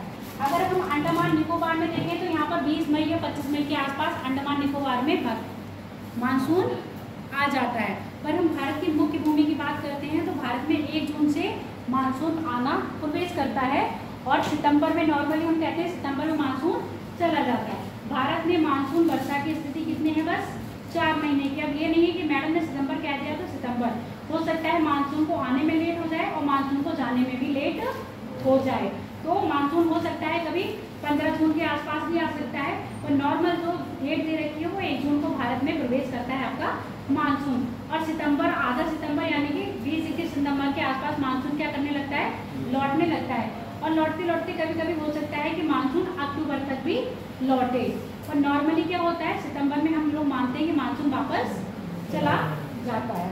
तो 1 जून को आया, धीरे धीरे मानसून कहाँ पहुँचा? 5 जून को कहाँ पर? कर्नाटक में पहुँचा। 10 जून 15 जून को कहाँ पहुँच रहा है?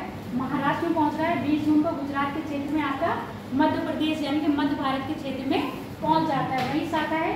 ये जो धीरे धीरे दिखाई है ना, ये बीच बीच में जो गैप है या क्या हो गई है, पवने उठ के नीचे आई हैं, इसका मतलब ये पबने इस क्षेत्र में जितनी वर्षा करवा रही है इस क्षेत्र में उतनी वर्षा नहीं करवाती हैं।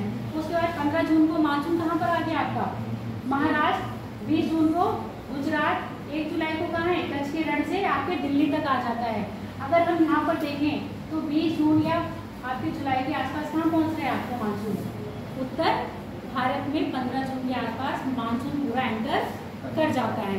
पर हम लोगों ने देखा जुलाई के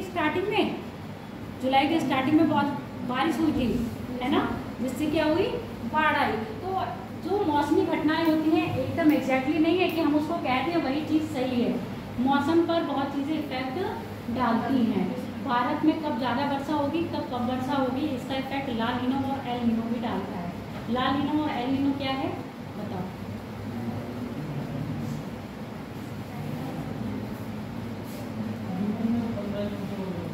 ला नीनो का प्रभाव पड़ेगा तो भारत में अधिक वर्षा होगी या कम वर्षा होगी? बताओ। ला नीनो होगा तो भारत में अधिक वर्षा होगी या कम वर्षा होगी? मैम आप ही बता दो। हम तो बता ही देंगे।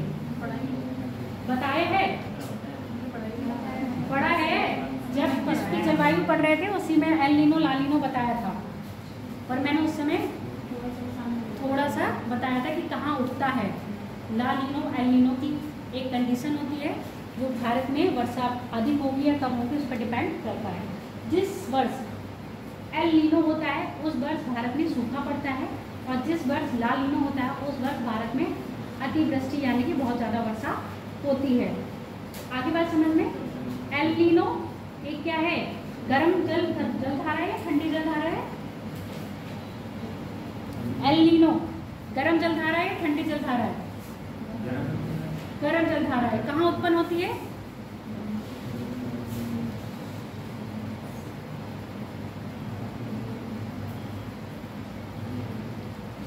ये वाला दिखाएं, ये वाला दिखाएं, वो वाला बाद में समझाएं। कहाँ उत्पन्न हो रही है?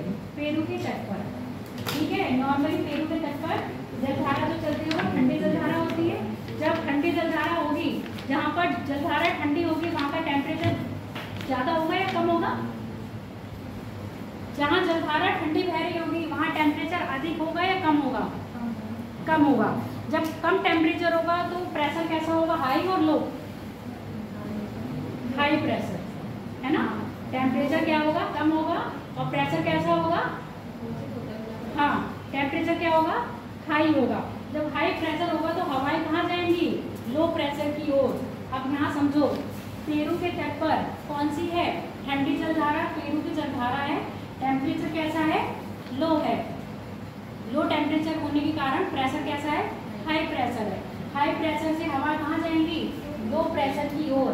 जो आपका इंडोनेशिया और ऑस्ट्रेलिया का ये क्षेत्र है, प्रशांत का कौन सा क्षेत्र है? ये प्रशांत का पश्चिमी क्षेत्र है ना। पश्चिमी प्रशांत क्षेत्र में प्रेशर जो दाब होगा वो निम्न दाब का क्षेत्र बढ़ रहा होगा। जब ये निम्न दाब का क्षेत्र इतना बन जाए कि इसका प्रभाव कहाँ हो जाए? हिंद महासागर तक आ जाएगा। तो निम्न दाब का क्षेत्र जब बन गया है तो उच्च दाब से हवाएं कहाँ चलेंगी? निम्न दाब की ओर चलेंगी। जब ये हवाएं निम्न दाब की ओर चलेंगी तो ये हवाएं एक जल राशि से होती हुई आ रही है ना, तो ये अपने अंदर क्या लेंगी? बहुत सारी नमी को लेते हुए आएंगी। तो ऐसी स्थिति में जब ये हवाएं, अब ये दक्षिणी गोलार्ध अभी बताया था ना, सूर्य जब उत्तरायण करेगा तो कहाँ जाएंगी? उत्तर में प्रवेश करके कहाँ पहुँच जाएंगी? दक्षिणी गोलार्ध में, उत्तरी गोलार्ध में प्रवेश करेंगी और अपने दाहिने मुड़ेंगी। जब ये दाहिने मुड़ेंगी तो भारत में क्या कहलाएंगे? दक्षिण पश्चिमी मानसून। जब पेरू के तट पर क्या होगा? एल नीनो होगी या ला नीनो? ला नीनो की अवस्थिति होगी, तब भारत में मानसून अत्यधिक प्रबल होगा, यानी कि वर्षा बहुत ज़्यादा करवाएगा। क्यों? यहाँ पर उच्च दाब है, वो उच्च वायु दाब है, यहाँ पर निम्न वायु दाब है। उच्च वायु दाब से हवाएं जब निम्न वायु दाब में प्रवेश करती हैं तो ये अपने साथ बहुत ज़्यादा अधिक मात्रा में क्या लाएंगी? जल लेके आती हैं। और जब ये जल लेके आएंगी तो भारत में अधिक वर्षा करवाएंगी। इसके अपोजिट क्या होता है? जब आपके पेरू के तट पर ठंडी जलधारा के नीचे समुद्र सतह में गर्म जलधारा चलती है। जब ये गर्म जलधारा क्या हो जाएगी? इतना तेज, इसका क्या हो जाएगा? यहाँ का टेम्परेचर को हाई कर देगी। तो इक्वेटर के क्षेत्र में गर्म जल है उसको भी कहाँ करेगी? अपनी ओर बुलाएगी। अब ये पानी क्या हो जाएगा? अत्यधिक गर्म हो जाएगा। जब यहाँ पर पानी अत्यधिक गर्म हो गया तो यहाँ का टेम्परेचर क्या हो गया? बढ़ गया।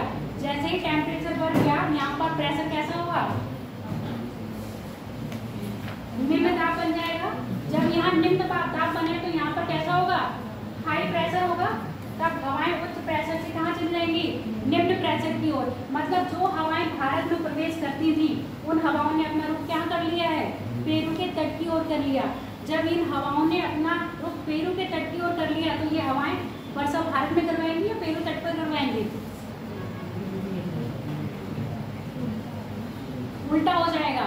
अब ये हवाएं क्या है, पेरू तट पे हवा वर्षा न करवा के कहाँ वो भारत में वर्षा न करवा के कहाँ करवाएंगी, पेरू तट पर वर्षा करवाएंगी। तो जब यहाँ पेरू तट पर वर्षा होगी तो भारत में कैसी स्थिति हो जाएगी, सूखे की स्थिति। तो ये कौन सा प्रभाव होगा, एल नीनो का प्रभाव। एल नीनो का प्रभाव होगा तो भारत में सूखा पड़ेगा और पेरू तट पर अधिक वर्षा होगी।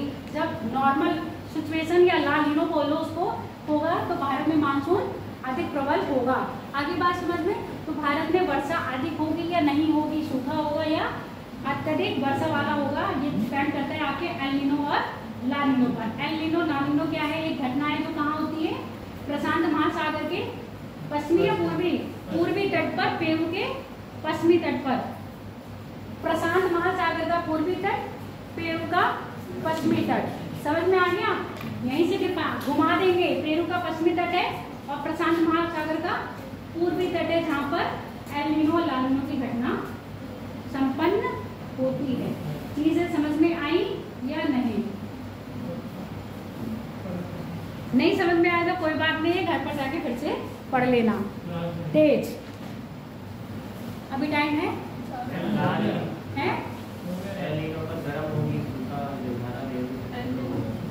फिर से समझ लो। मैम ये दोनों प्रशांत महासागर में, दोनों ही प्रशांत महासागर में है। अब यहाँ देखो एल नीनो का इफेक्ट, जो एल नीनो का प्रभाव है वो प्रभाव है आपका प्रशांत महासागर, पेरू के तट पर। कौन है, एल नीनो। जब ला नीनो की बात करेंगे तो ऑस्ट्रेलिया तट आ जाएगा। आगे बात समझ में, जब ला नीनो की बात करेंगे तो ऑस्ट्रेलिया तट, जब एल नीनो की बात करेंगे तो पेरू तट। जब एल नीनो है तो पेरू का तट क्या होगा, गर्म होगा। जब पेरू तट गर्म होगा तो यहाँ पर प्रेशर क्या होगा, दाब, निम्न दाब हो जाएगा। और निम्न दाब होने के कारण पब्लिक क्या करेंगे, यहाँ पर कौन सा दाब हो जाएगा, हाई प्रेशर। ऑस्ट्रेलिया के तट पर हाई प्रेशर हो जाएगा और पेरू के तट पर निम्न प्रेशर हो जाएगा। तो ये पब्लिक यहाँ से यहाँ तक क्या करेंगी, संचरण करेगी। जब ये पब्लिक यहाँ से यहाँ तक संचरण करेंगी, जो इक्वेटर के पास का जल है, ठंडा जल, उसको भी क्या करेंगे, अपने साथ फ्लो करते हुए उधर लाएंगे और इकट्ठा कर देंगी। यहाँ पर जब निम्न दाब बन जाएगा तो पब्लिक कहाँ से, ठंडे दाब से कहाँ जाएंगे, इधर, और वर्षा करवाएंगे आपके पेरू तट पर। इस स्थिति में जो भारत होगा वो कैसा होगा, सूखे की मार को झेल रहा होगा। इसके अपोजिट जब ला नीनो चल रहा होगा या उसको कह लो नॉर्मल स्थिति, तो ऑस्ट्रेलिया के तट पर क्या होगा, निम्न दाब की स्थिति होगी और पेरू तट पर उच्च दाब की स्थिति होगी। यानी कि यहाँ पर हाई प्रेशर होगा, यहाँ पर लो प्रेशर होगा। तो हाई प्रेशर से हवाएं कहाँ चलेंगी, लो प्रेशर की ओर।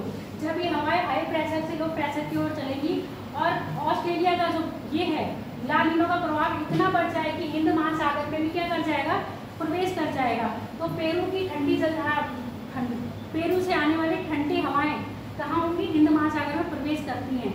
जैसे ये हिंद महासागर में प्रवेश करती हैं, उत्तरी गोलार्ध में आते ही दक्षिणी पश्चिमी मानसून बनकर भारत में अतिवर्षा करवाने लगती है। तो नॉर्मल स्थिति कह लो या इसको कह लो ला नीनो, एक ही बात है। एल नीनो आपके पेपर की दृष्टि से क्या है आपका इम्पॉर्टेंट, क्योंकि इसका इफेक्ट किस पर पड़ता है, आपके भारत पे पड़ता है। और एल नीनो का प्रभाव प्रत्येक वर्ष नहीं देखा जाता है, 4 से 5 वर्षों के अंतराल में देखा जाता है। पेरू के लोग दुआ करते हैं कि एल नीनो का प्रभाव ना पड़े, क्योंकि यहाँ पर पेरू के तट पर ये देखते हो ना आपका कौन सा वो है, अट्टामा मरुस्थल, बोलीविया, अट्टामा मरुस्थल, ठीक है। चलो और तो पूछना है इसमें, पूछ लो। नहीं समझ में आया है तो स्वाति दी आया समझ, और उसमें क्या नाम है,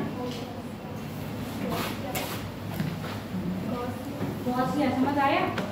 तुम तीनों को पीछे, तुम लोगों को, आप लोग नए हो पहली बार, चलो ठीक है। कल पढ़ना है आप लोगों को ड्रेनेज सिस्टम